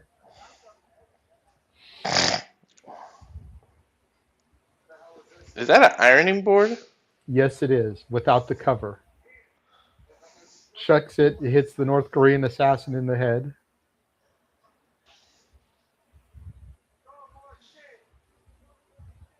Somebody in the crowd said, throw more shit.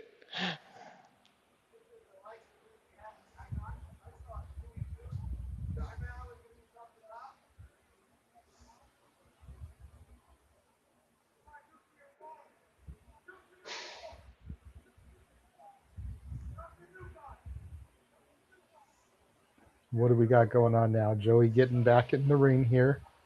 We got another barbed wire door to the ring. See, asshole? Now I'm yawning a lot because you were yawning. Mm-hmm. That shit's contagious, fucker. Right? Dude, that's a painter's ladder. It's a backyard style ladder. They're not going to have the fucking WWE professional shit. Mm-hmm.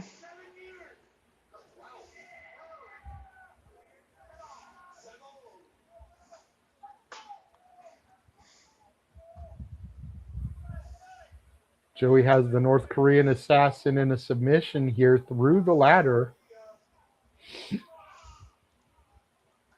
Kick to the face from Joey.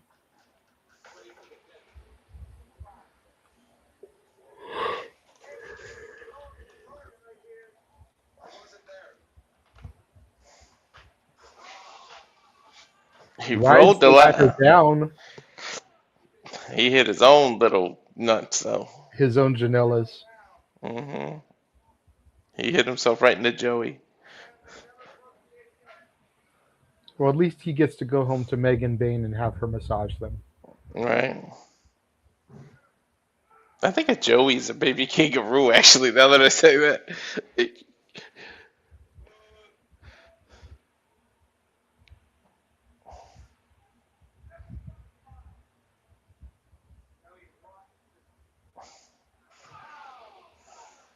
And just throws the freaking ironing board on the back of the North Korean assassin. I guess he's ironing the details here. Right. Ironing Look at that. Look at that freaking cut on his back. Yeah, that's what I was saying earlier. Like, it's not bleeding, though, so it's not fresh. I wonder if that's from the Nick Gage match last night. Probably. North Korean assassin through the barbed wire door.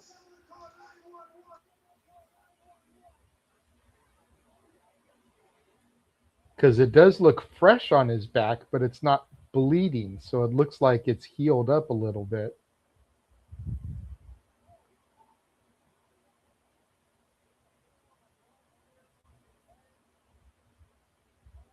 Joey Janela helping the North Korean assassin get the barbed wire out of his hair.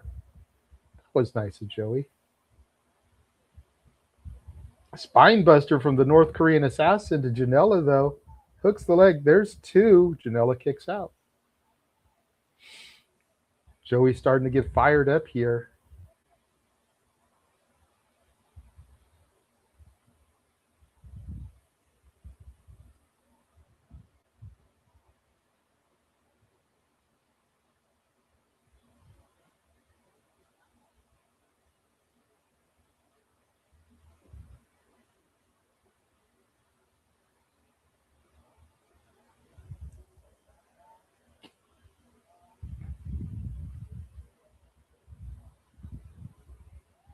Janela now to the top rope. Jumping Joey's going to jump. Double stomp into the ladder, across the back of the North Korean assassin, rolls him over, hooks the leg. There's one. There is two, and the North Korean assassin kicks out.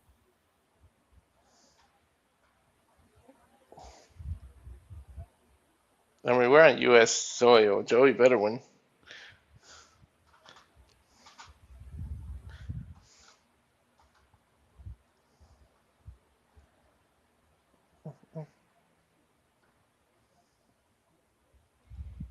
One, two. North Korean assassin again kicks out. There is no quit in North Korea. Jeez.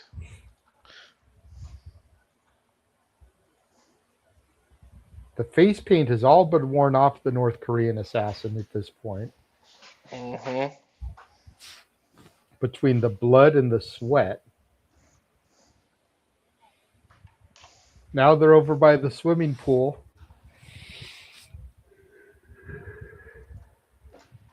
It's definitely hot as balls.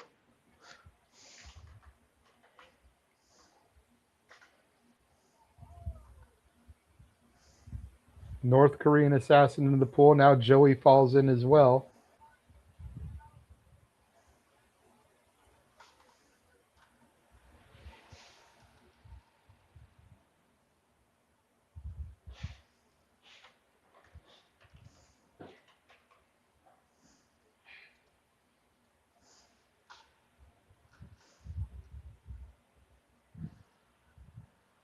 Both men chopping each other in the middle of the swimming pool. That unsanitized swimming pool with him having an open wound. I don't know how smart this is. Well, again, ain't no kids going in there the rest of the day, that's for sure. Mm-hmm.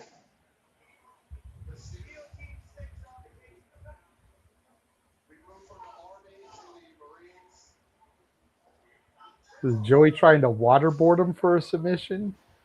I guess. That'd be different. There's another door with barbed wire set up outside of the pool there.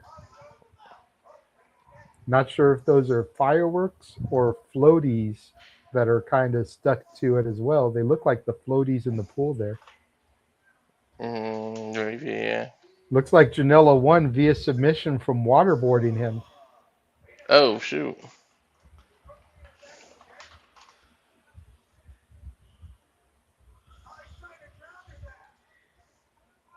And Joey's trying to drown him.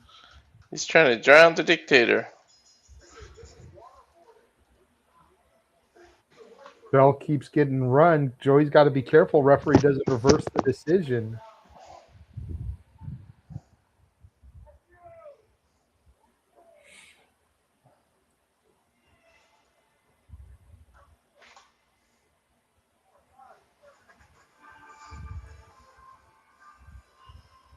There's a picture of him fishing? With the North Korean assassin, like they used to be friends together. Hmm.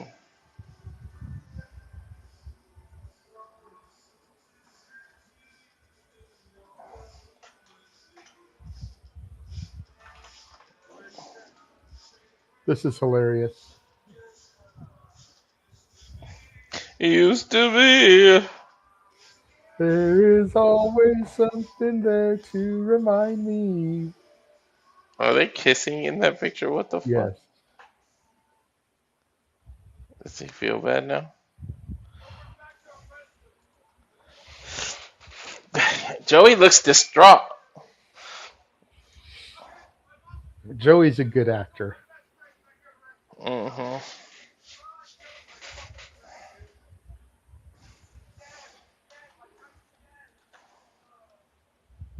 You said dead, dead, my friend is dead.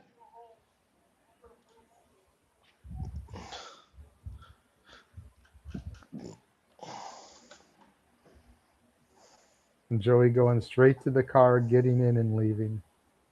He's going back to what the fuck is going on? Uh-oh.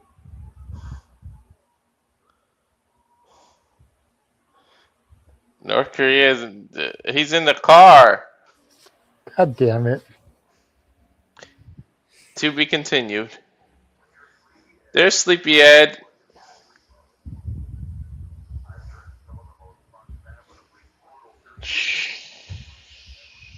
When he comes out. That was the funnest part in fucking Vegas when he came out.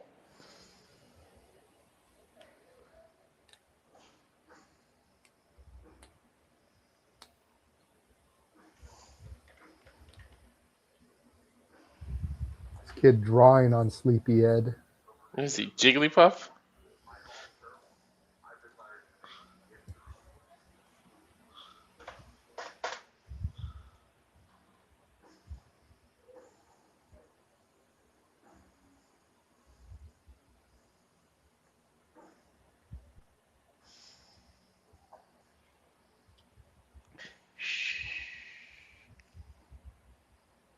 Surprised he stayed long enough to go to the employees, huh?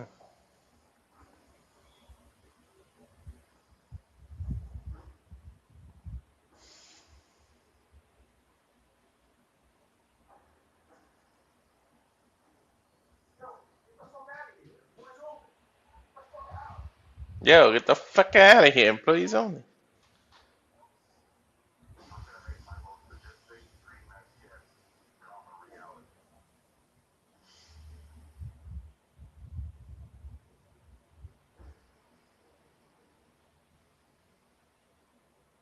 Kidding, like, he's stealing a bunch of shit. Dumpster diving, what the fuck? Mm-hmm.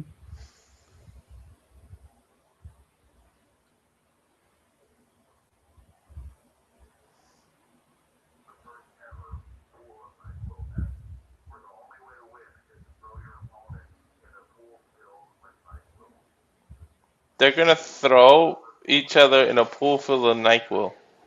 That's the only way to win.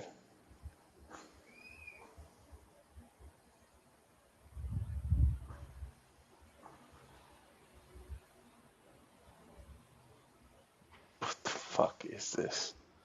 Against Sean the Spider. A pool of NyQuil match. Well, as we go to a little GCW commercial here, as they talk about where they're coming, we are going to take the opportunity to run our updated watch long trailer and show you all the stuff that we'll be covering here across Simply Reliable brand of studios. And now for a taste of things to come.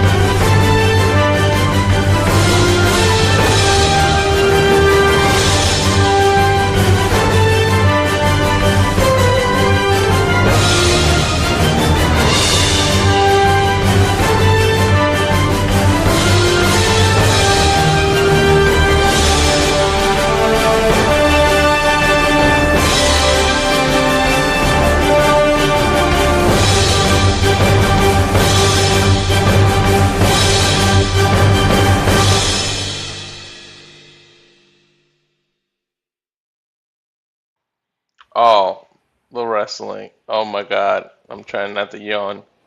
So they took all the water out and filled it with NyQuil, which is probably just mixed it food coloring in there, but whatever.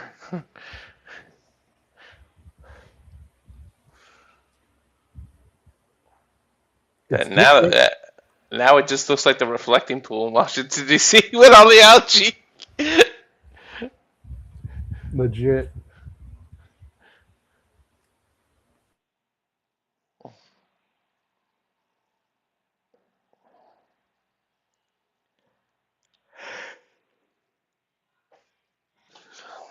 Damn it, okay, enough with the pool. Bring them people out.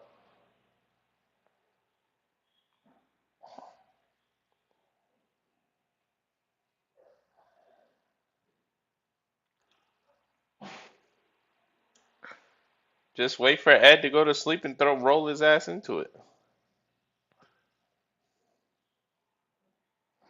Just two little kids again.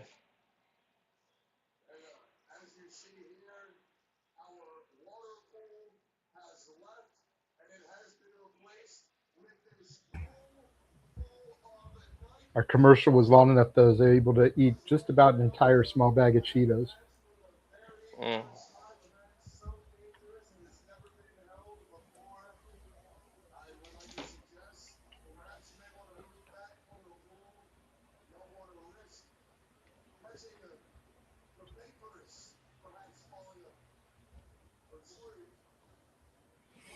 Definitely looking forward to them coming back to LA September 12th.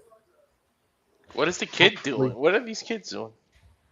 They're Mm. jumping on trampolines that have barbed wire on it. Well, at least they're getting rid of the barbed wire, so that's good.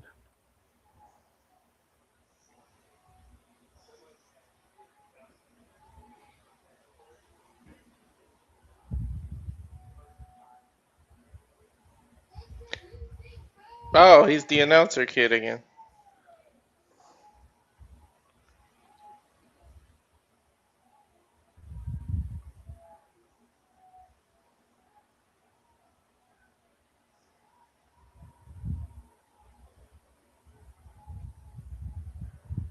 Sean Spider.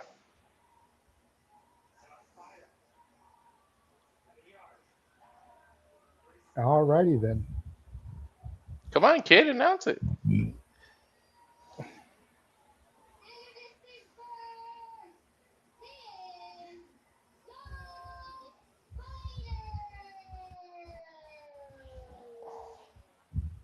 Kid did a pretty good job, I'm not going to lie.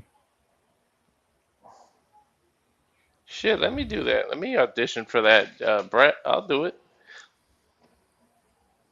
I wonder if he's related to Emil, and that's why he's getting to do it. Mm-hmm.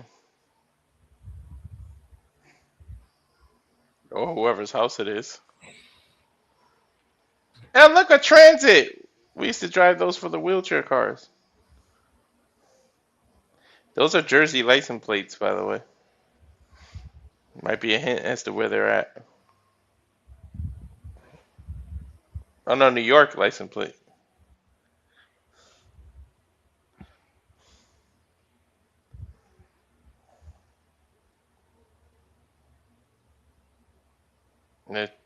He's sleeping in the transit, isn't he? He's supposed to be real quiet for Ed.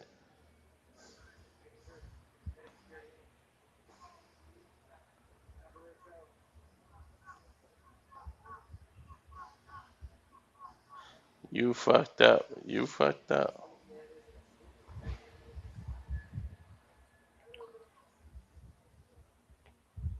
Shh. You gotta whisper.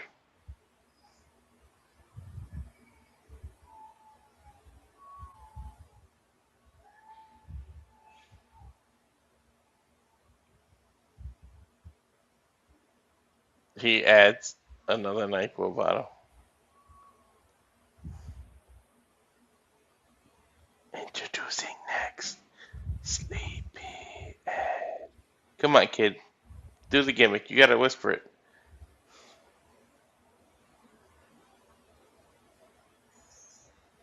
He didn't even do an introduction.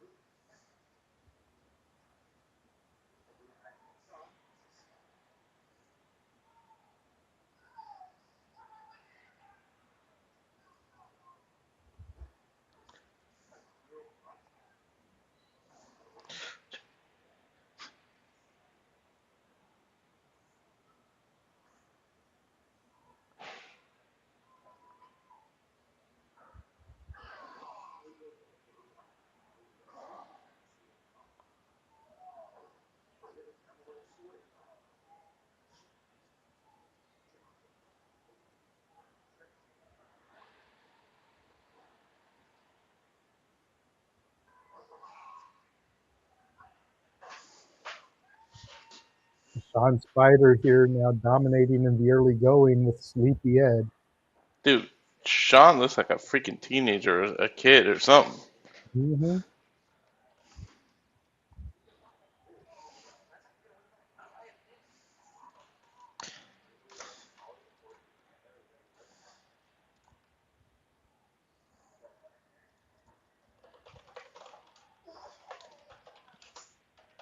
Sleepy Ed with the clothesline. A back elbow. And now going for a scoop slam. Who do you think would win in a match? Sleepy Ed or Ed from Good Burger? I think Ed from Good Burger would keep him awake.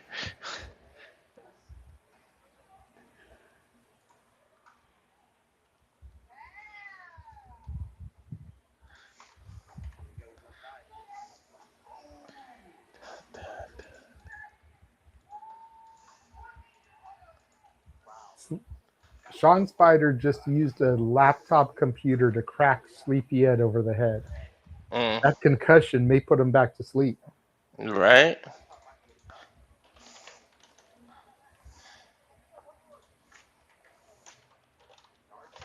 Now Sean Spider with a steel chair in the ring as well.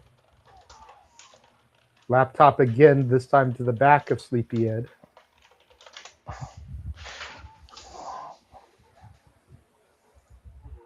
And he's effectively broken that Dell laptop.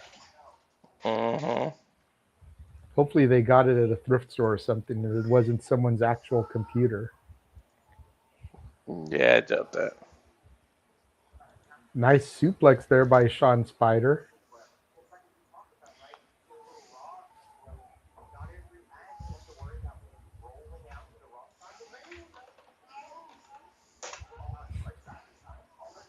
Now Sean Spider trying to get Sleepy Ed into the pool of NyQuil. Probably has the opposite effect on Ed. NyQuil puts you to sleep. It's like Dayquil to him. Right? Wakes him up.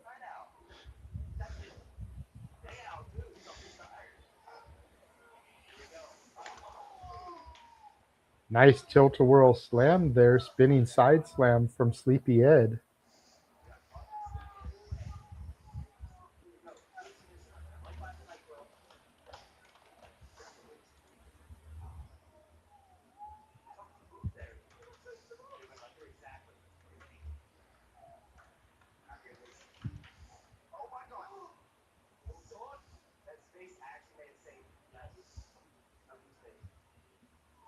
Sean probably only got saved because of that little gap between the pool and the ring. Otherwise, he would have landed right in that thing.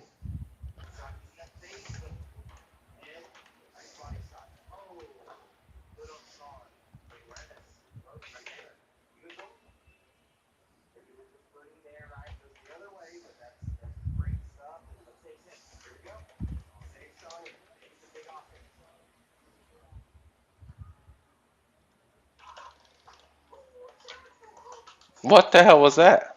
Sleepy Ed just chucked a chair at Sean Spider.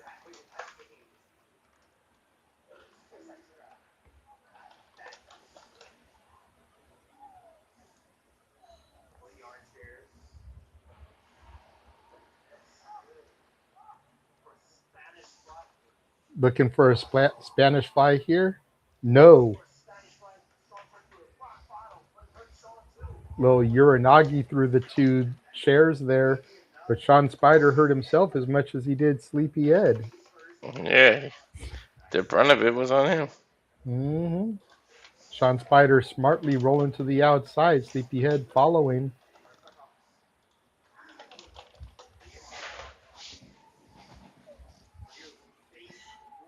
Sean Spider trying to fight off the swimming pool of NyQuil.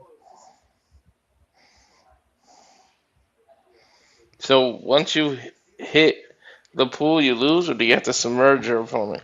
No, you have to get thrown in it. He's taking some of the NyQuil with a bucket. It's just going to launch it at him. Hey, you stupid fan. He told you how to move out of the way.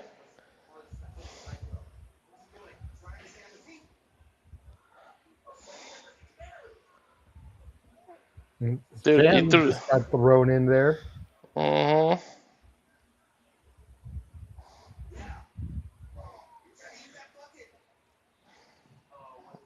Buckethead. Wait, that bucket's full of NyQuil. He should fall asleep again.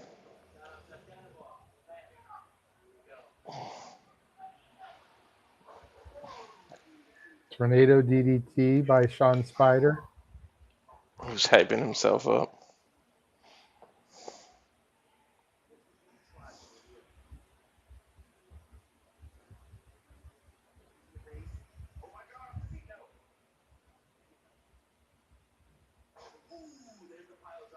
Pile driver.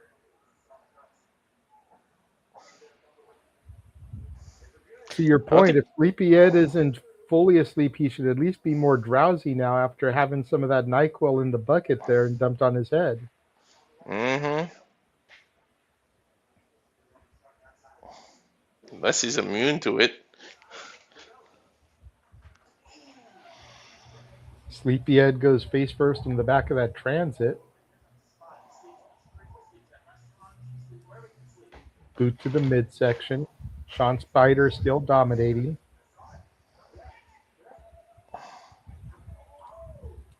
Suplexes Sleepyhead into the side of the transit and flexes.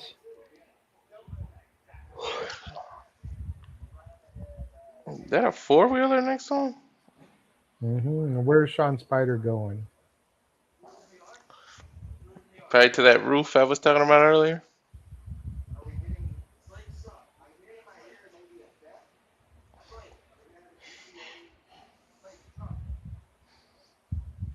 Is he stealing a car?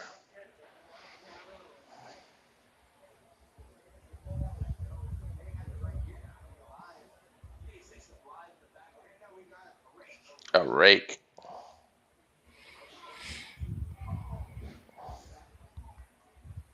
He is raking and scraping his back and then use it as an air guitar.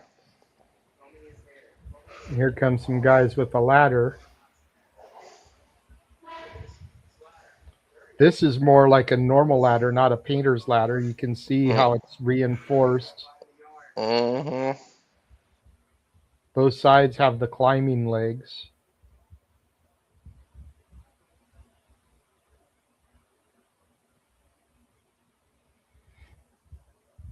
Kind of evil intentions does Sean Spider have here? Backdrop on the hood of the transit.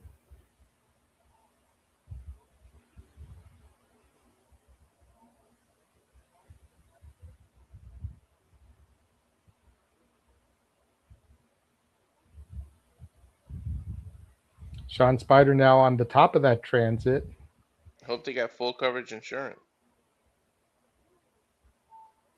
Leg trip there by Sleepyhead, who now goes to climb on the top of the ladder.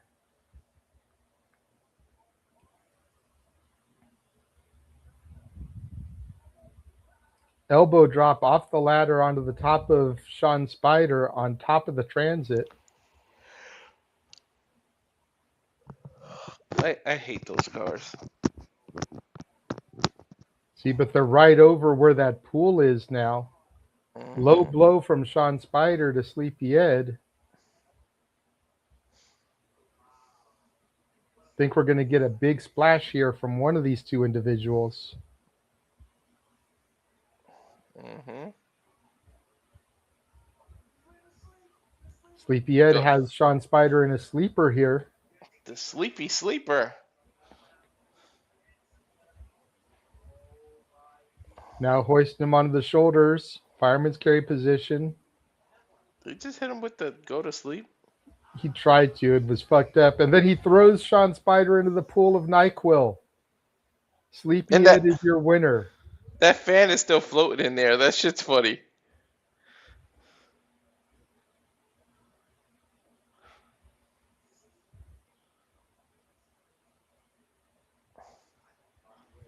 Sleepyhead win. Time to take a nap.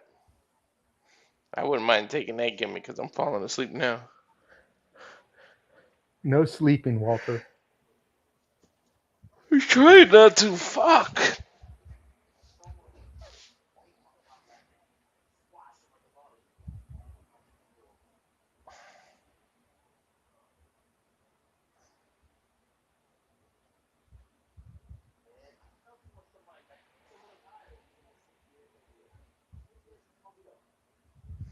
The Sleepy Ed Mobile.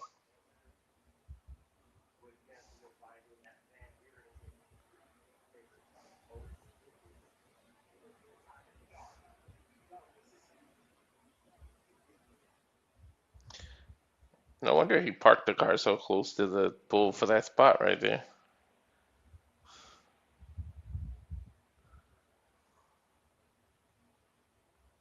Why would you walk behind a moving car, you fucking idiots?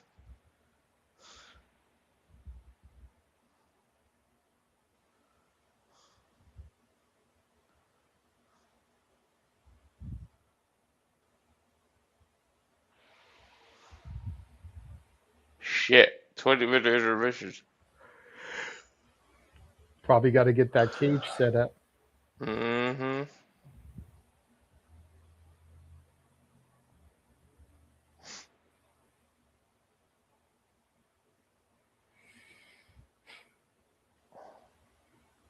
Gotta set up the cage. And I don't mean Nick fucking Cage.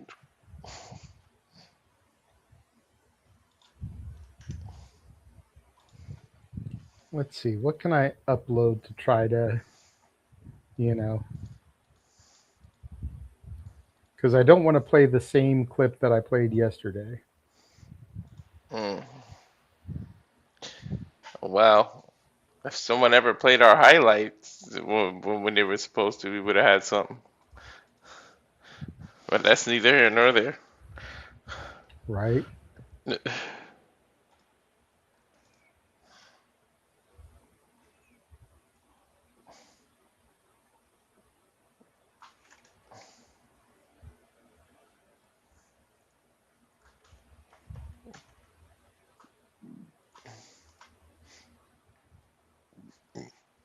They definitely, that's why they took this to build a cage. Shit, it's dropped down though to like 13 minutes and change. Like it dropped. Maybe they're moving fast. Moving the pool along. They gotta get the pool out of the way. All the sides of the cage. We saw how they build a cage, but nothing like that. Well, while we're on intermission, I'm going to take a minute to go run and get me another drink and use the bathroom. So I'm going to run our little 2-minute opening. And if I'm not back when it ends, hit the watch long trailer. Okay. You have 68 wins. You cannot 69 Mina. Hey everyone, it is the center of attention, Brittany Brooks, and you are watching Simply Reliable Studios. Come on over, Zeppelin. I'm being see, earlier I said something stupid to him, and now this is my receipt. Okay. Sabu's just sabotaging you. Yep. He sure did. Hijacking. Yeah, he's taking over. Hijacking is a better word. You're right. Good luck. Shout out to Simply Reliable Studios making their Symphony debut, sponsoring this match and the entire Dragon Kai demonstration. Heyo, this is Jack Cartwheel. You are watching Simply Reliable Studios. Say his name and he appears. I believe in Noah. I believe in Datula. The Meltzer of the multiverse. Who the fuck wants to compare themselves to another? How much of a mark do you have to be? You couldn't even pick a professional athlete. You went with a fucking journalist? Grow up, man. We just want to say thank you to Simply Reliable Studios for voting us as Tag Team of the Year. Of course. Because you know what they say, right? If you can't swim, You're bound to drown. Tonight, she is sponsored by Simply Reliable Studios from Orlando, Florida. She is everybody's favorite BFF, Izzy Marino.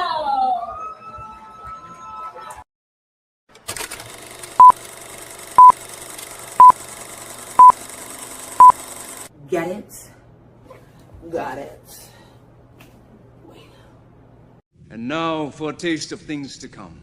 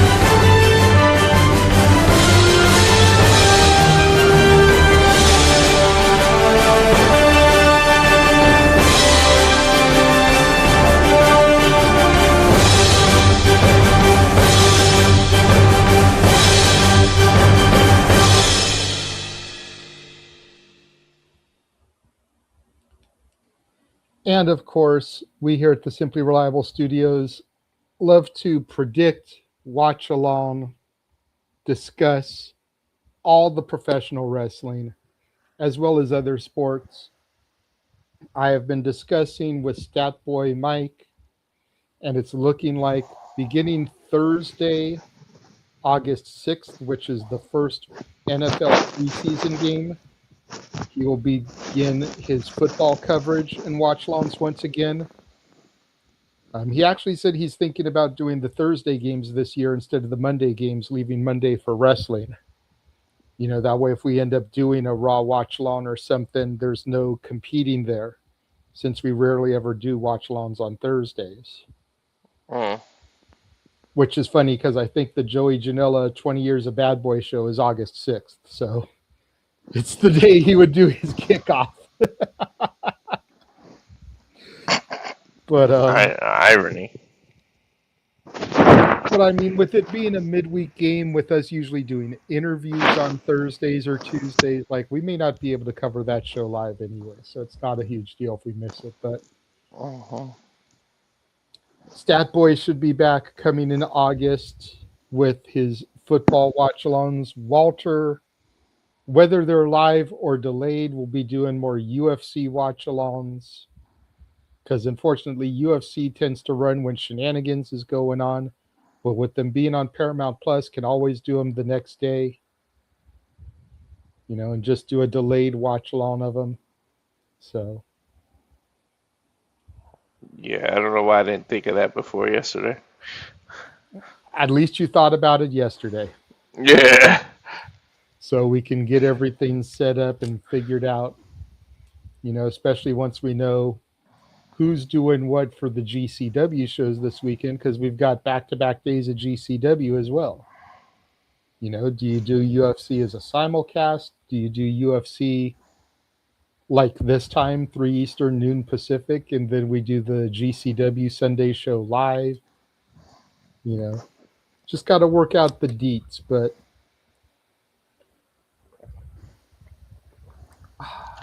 no Dr. Thunder? No, I still have that. I grabbed a fresh one of those as well. But with as hot as it's been lately, I've been drinking a lot of Gatorades, trying to get those electrolytes. The lower sugar ones that are like all, they got some good flavors of this shit. The ones that don't have any of that dyes and shit in it. Mm-hmm.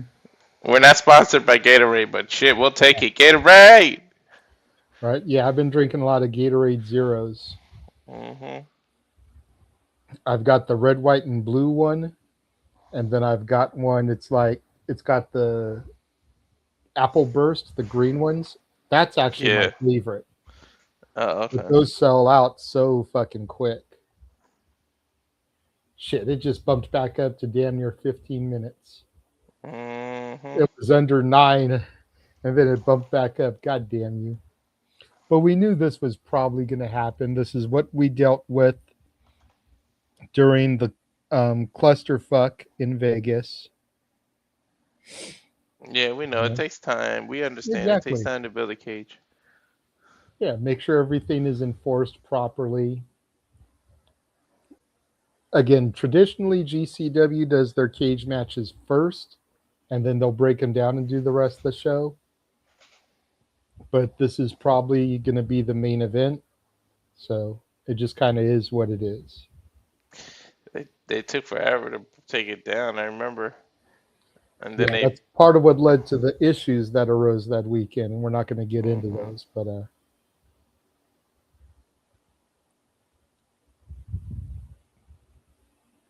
see, what else can we run while we wait for this?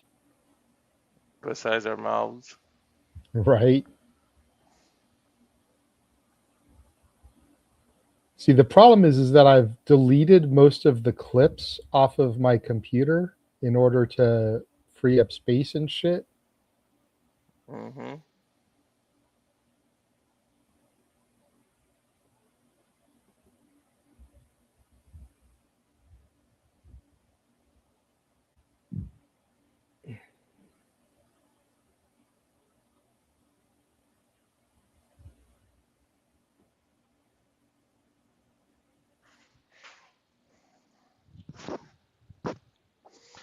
Dun, dun, dun, dun, dun, dun. Let's see how long it takes this to load in. I found another clip from our Royal Prestige interview without doing the Dragon Kai stuff. It's the one where we were talking about diss tracks. Oh, okay. So load that in there. That's like a 6-minute clip. No Vaseline stuff. Yeah, no Vaseline, hit 'em up, Kendrick and Drake, all that good junk.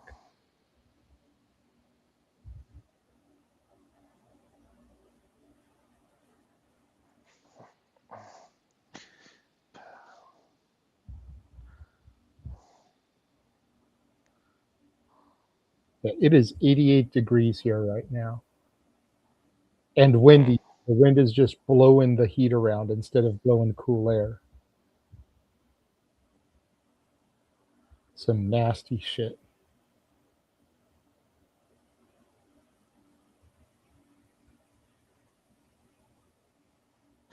Look at that. There's rumors that Sheamus is going to be done after his contract expires.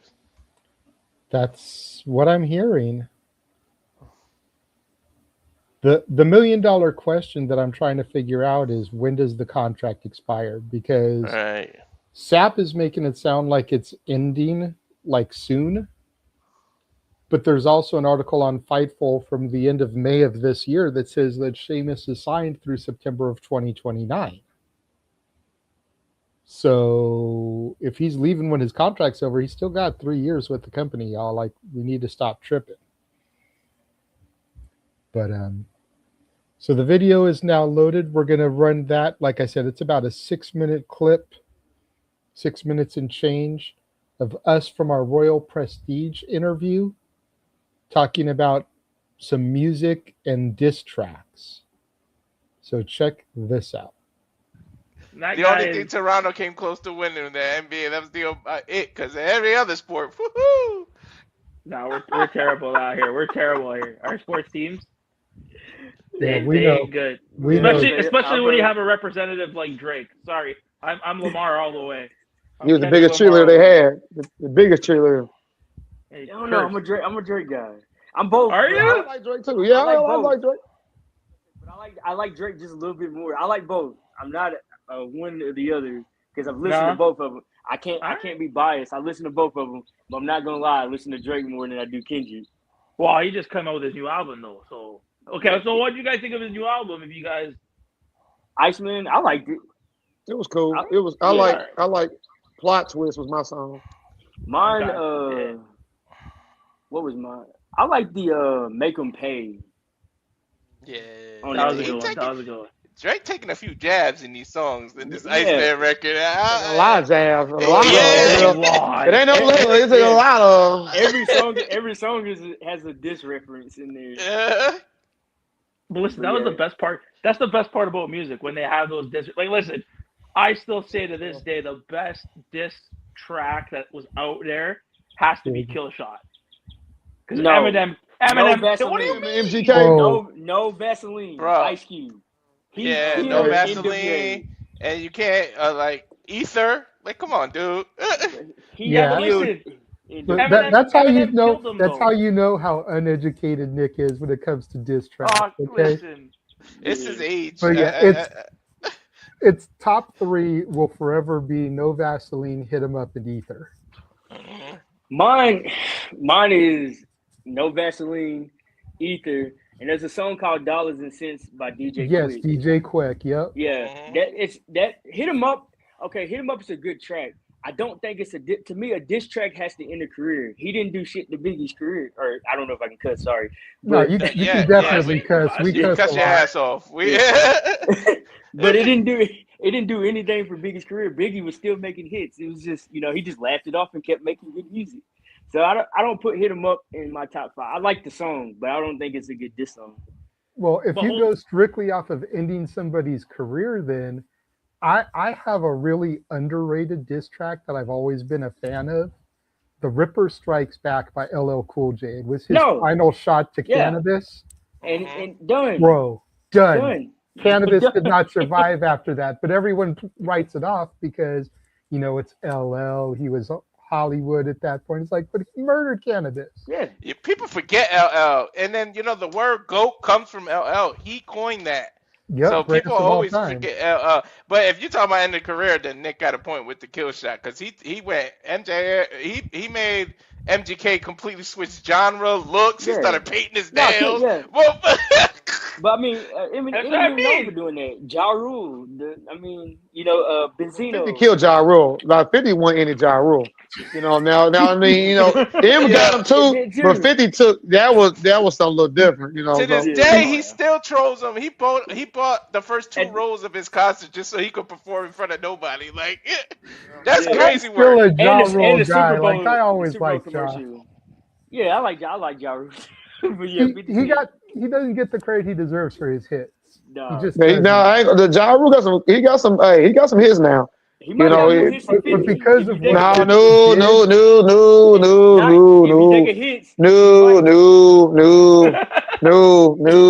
I'm a 50 Cent guy. No. No. I can name 10 50 hit right now. Like, hey. And half the songs that was his, he gave to the game. Half of. Yeah. He pretty much made Get Rich or Die Trying. The whole album was a single. Pretty much. Right. It was a single. Yeah, I can't agree with that. 50,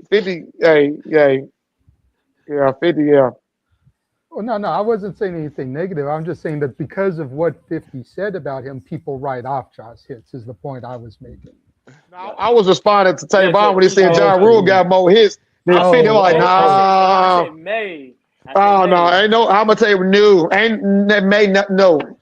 I went to his concert a couple years ago, and I forgot half the songs that 50. I said, man, he showed up, did that. Man, he had like the whole crowd was up the whole night. The whole night. Is it good song or hits? Bro, all them songs, man. I can name them, man. I can name them. We talking about Wangster. We talking about In the Club. Here we go. We talking about 21 Questions. We're not talking about. We ain't talking about the G Unit album "Beg for Mercy" that he did with them. That he was on most of the hook song. I've been patiently waiting for what? Yeah. Come on, man. I get money. I get money. Don't get me started on 50. Don't get me started on 50. Oh, gee, yeah. I didn't get fired up. 50 up there, but now it's like, why won't he respond with music? He keep responding with trolls and memes. Like I'm waiting for him to get back in the studio, but he got that power money. He don't care. At the same time, you get to a certain level. I mean, it's like he can't rap about that stuff no more. I mean, he on the whole. He doing movies. He got water. He got liquor. He making business deals. So my thing is, as I was him, there's no need to respond. I mean, he can say what he said. Let everybody else be upset with him. He obviously by then bring his name up to put more money in his pocket. So they're gonna keep talking. He's gonna keep doing the little trolling. He's gonna keep doing. They're gonna keep getting mad. They're gonna keep responding, and they're gonna keep his name relevant. And his show Power, which I still watch by the way too, is gonna keep doing numbers.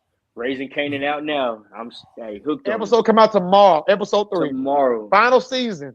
Raising See Canaan. what we do? It ain't always about wrestling, y'all. It's all about the culture, man. We bring everything together, man. Everything. 100. Like we said at the end of that clip, man, our interviews with these wrestlers ain't just about wrestling, y'all. We peel the curtain back. We try to expose them as people, as humans, as much as they'll allow us to. We have some fun conversations. So check out the full interview with Royal Prestige in the archives across the Simply Reliable Studios brand of channels. The highlights, the clips like that one are going to be going up soon on the Simply Reliable Studios YouTube channel.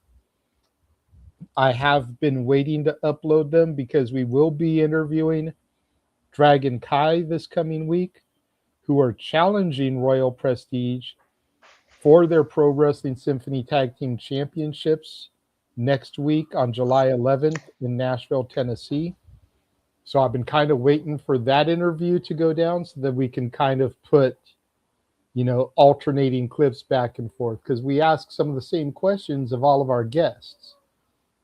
And I want to be able to have like the Royal Prestige answer, then the Dragon Kai answer, so we can kind of like further help to build up this rivalry and this match that's taking place next week.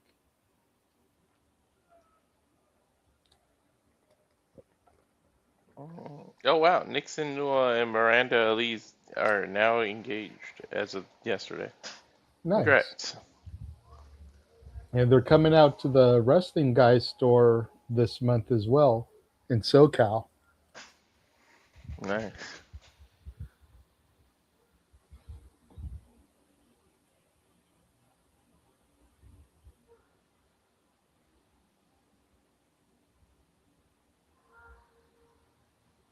Okay, so this is what we saw earlier with the people like arriving and shit. They're the guys that are in our main event, in our cage match. Okay. Now it's making a little bit more sense, y'all. Hmm.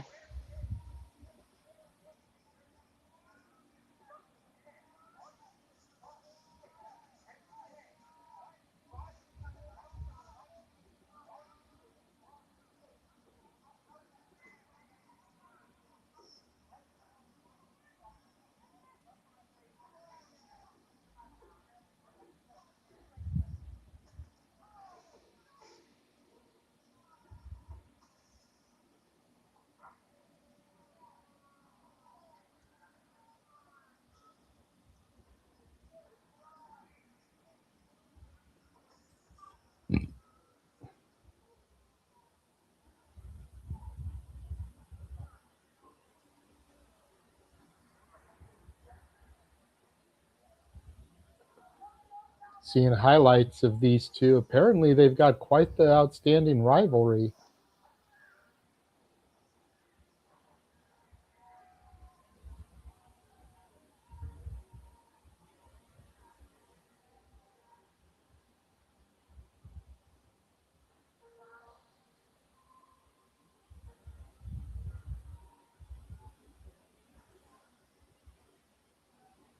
And Cage is up. Oh, nice. Arrows are going off. My way. But you never know.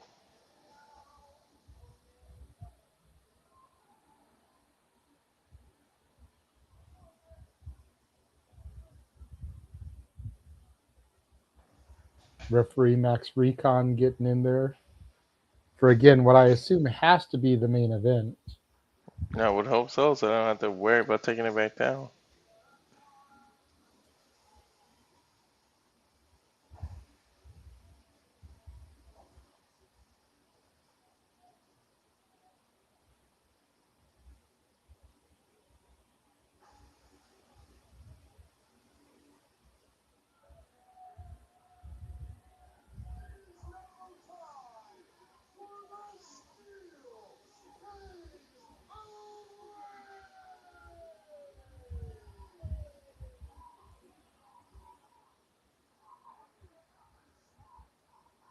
My way. It's my way.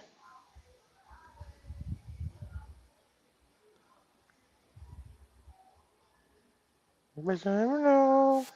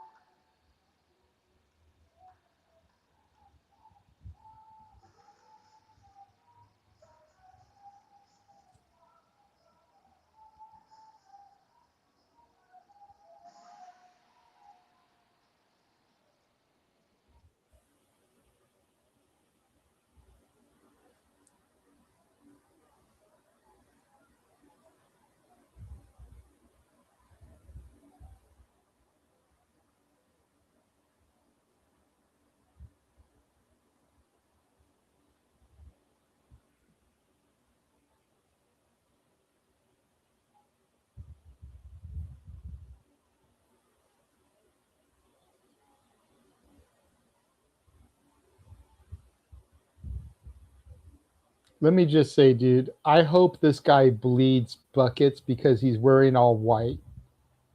Like, I just think that'll be a great visual for blood all over the white and everything. You know what I mean? Like, I know nothing about either of these guys.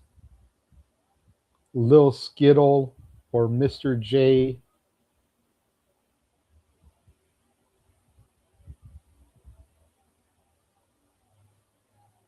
Both of them definitely look like backyard wrestlers, so it's like, whatever.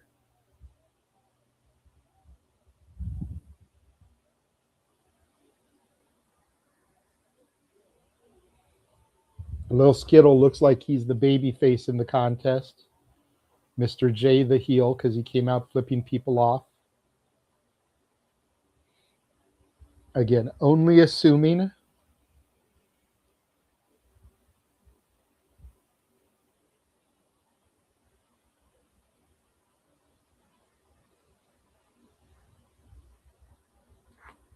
Gotta wonder if Lil Skittle is going to make Mr. J taste the rainbow of fruit flavors.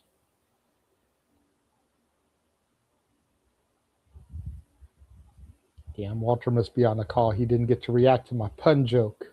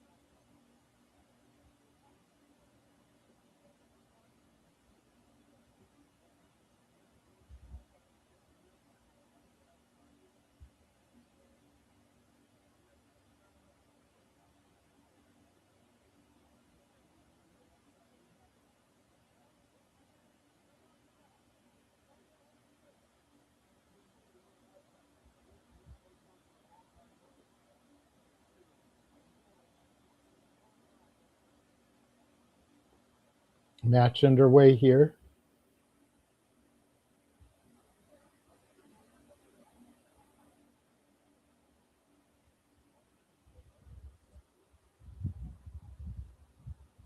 Skittle breaking something over the back of Mr. J there. Picking Mr. J back up to his feet, clubbing his back. Mr. J trying to fight back here. Mr. J throws Skittle into the cage. Reversal sends Mr. J into the cage on the other side.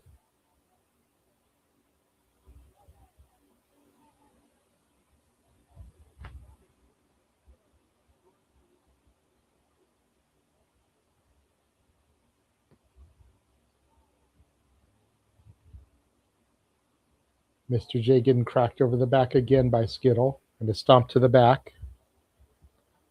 Once again, stomp to the back.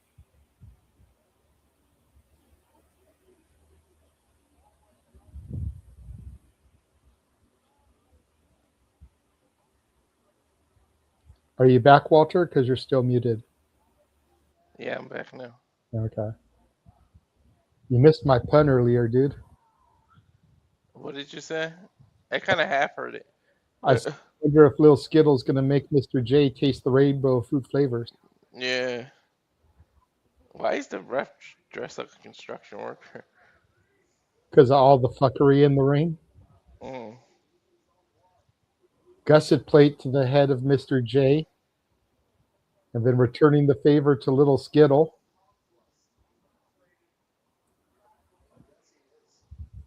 Skittle bleeding. Mr. J didn't look like it affected all that much.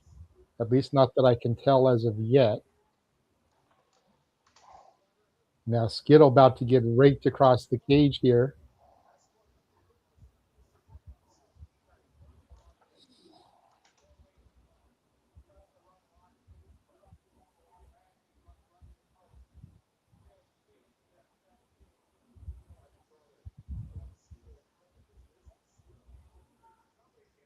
Mr. J Irish whips Skittle into the ladder, posted up in the corner there.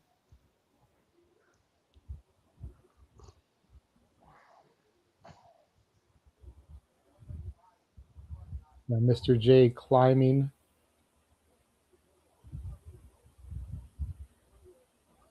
Oh. Skittle now with a roll-up. Gets 2 from Max Recon there.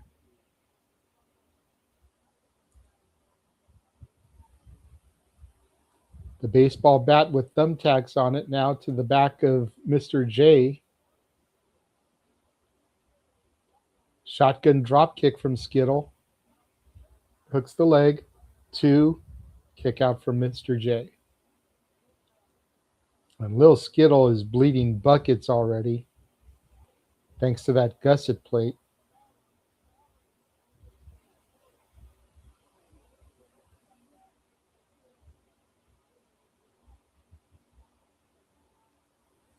And now the baseball bat. The baseball bat has thumbtacks and Skittles on it. Mm. Now Mr. J whacking him in his midsection with that bat. Now across the back. Maybe that's a new flavor of Skittles. You know, they always come out with something new. It's tacky rainbow.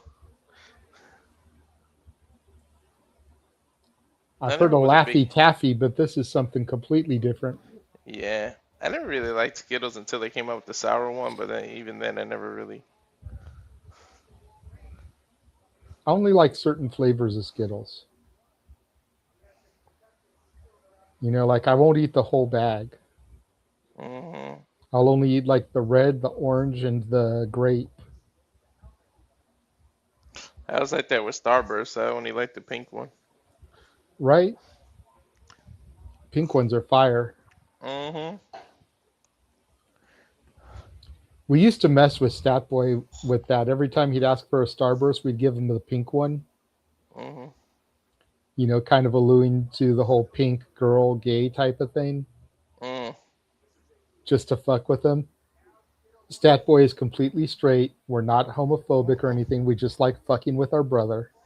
Okay, so don't and the 30 plus of y'all out there that are watching right now, don't get the wrong impression, okay?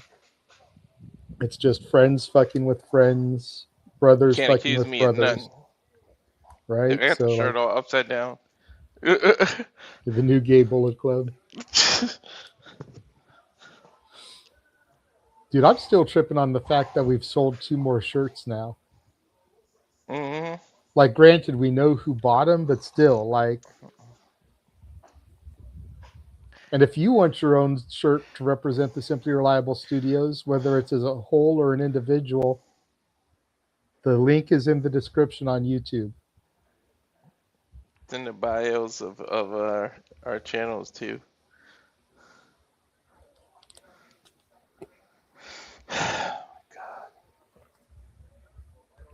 That's the smallest cage I've ever seen. Well, dude, it's a small ring. I know. I'm just glad they could pull it off. Probably a 16 by 16. Mm-hmm.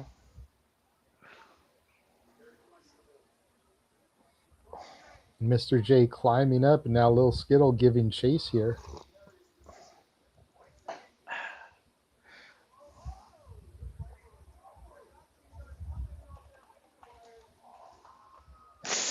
Both men through the door bridge, and the door has barbed wire on it. Mr. J looks like he took most of it there. That barbed wire is going to be stuck into his shirt and his back. Skittle pretty much rolled right off. Pinfall. There's two. Mr. J kicks out. I wonder if he considers himself the Rainbow Warrior. God damn it. He should do a finisher and call it Taste the Pain Bow. Here we go with the jokes now. I gotta stop giving away shit for free, actually.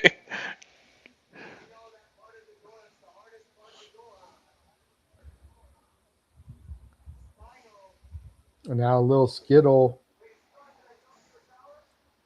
Or he could fight a midget and call it bite-sized Skittles. Swanton damn near missed his mark.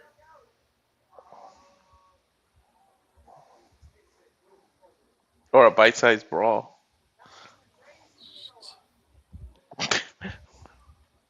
Now what is Mr. J going to do here going up to the top rope? Slips, though. Max Recon helping him. He's like, here, you need the hard hat? How can he Giving fit Mr. that J the over his hard afro? hat. Still going to try for the visual. Jumping elbow drop. Pinfall. There's one. There's two. Skittle kicks out. New definition of being hard-headed. It barely fit over his afro. It was more for the joke in the visual anyway. You see Max Recon has it back. Mm-hmm. It looks like he's wearing it backwards now, too. Mm-hmm. Yeah, he is.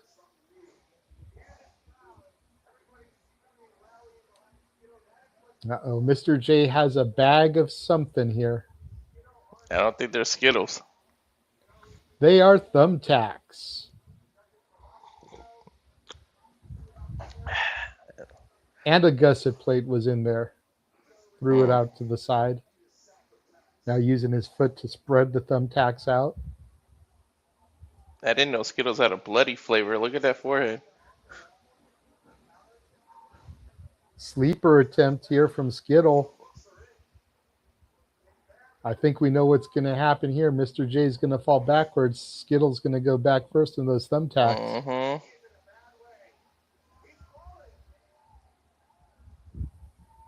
Uh-oh, is Mr. J out? Nope, there we go. Back We knew first that. into the tacks goes Skittle. We knew that's where they were going. We knew where the pot was at the end of that rainbow was. Yep. I can't even be mad at that one. That was good.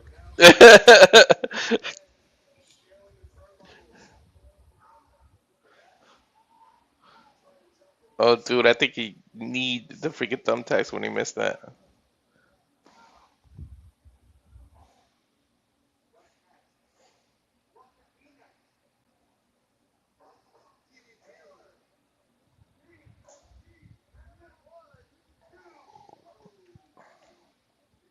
Almost got a 3, did Skittle there.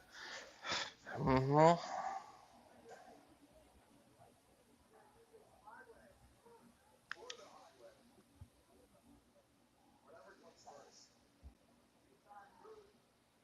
He's kicking the shit out of him.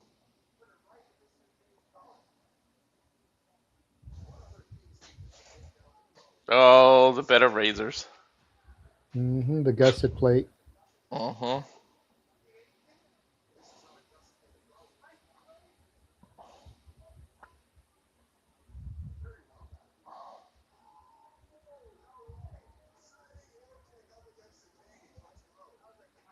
Oh my god, the chair right over the head.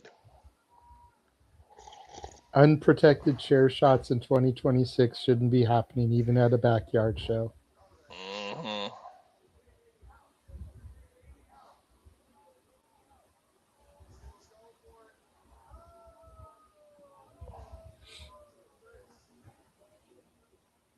Cannonball the Rainbow.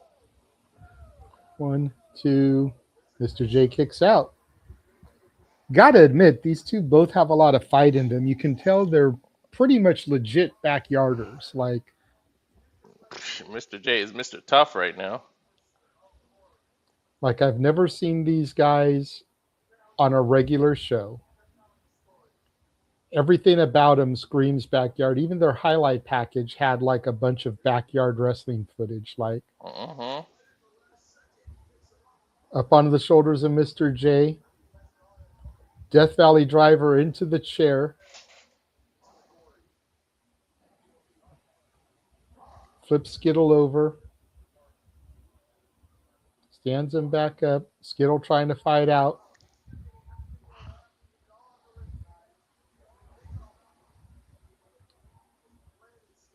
Look like Went for a flapjack into the tax, but Skittle smart enough to turn over. Mr. J has him locked. Rings of Saturn. Nice. I thought he turned a flapjack into a spine buster for a second. That's it. Referee's calling for it. Skittle is passed out.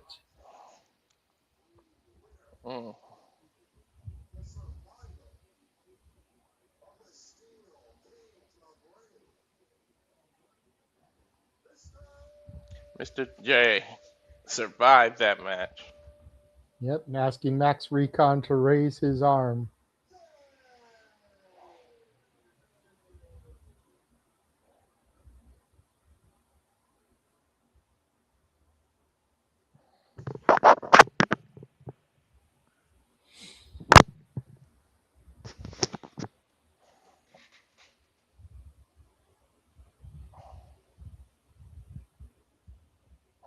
Yeah, Skittles is coming too.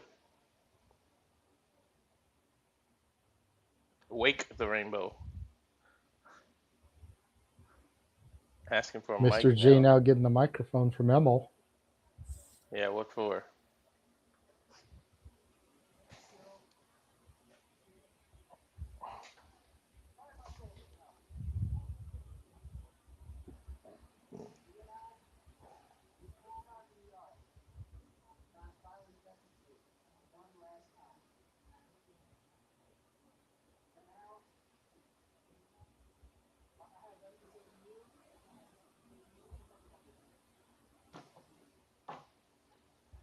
What's he saying?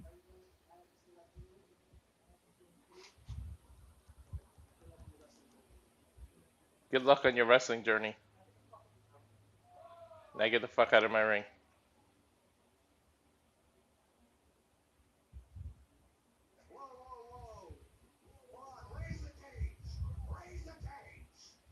Brett saying raise the cage. You can't raise the cage. There's no ceiling, dude. You're in the backyard, Brett.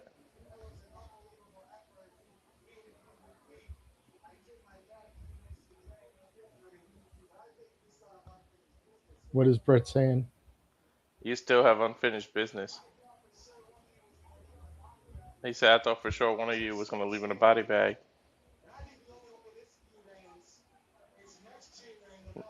Next year in the backyard. One of you fuckers is going to get blown up. What do you say? Next year right here in the backyard. What do you say? Sign that shit, Skittle said.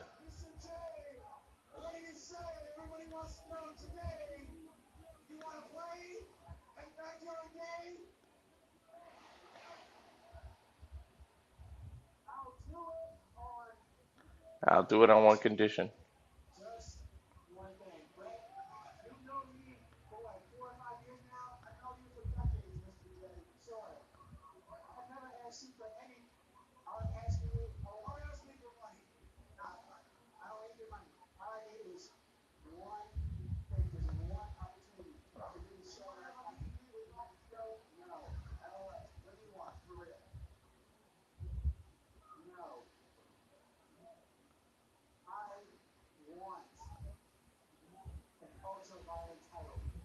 I want an ultraviolet title match if you want me to do this next year.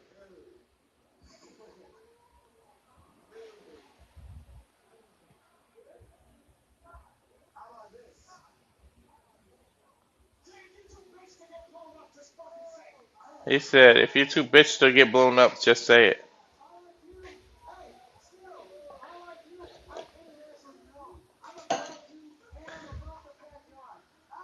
I'm above you and I'm above the backyard.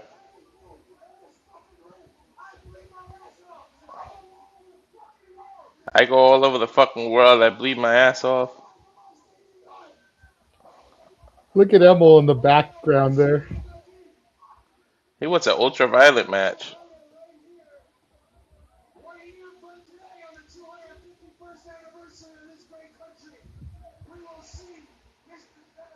He said, but I'll see you next year.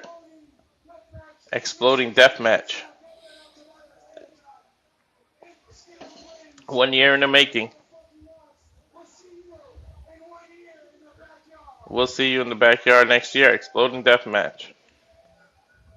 So that means Brett's going to give him the ultraviolet match then. Mm.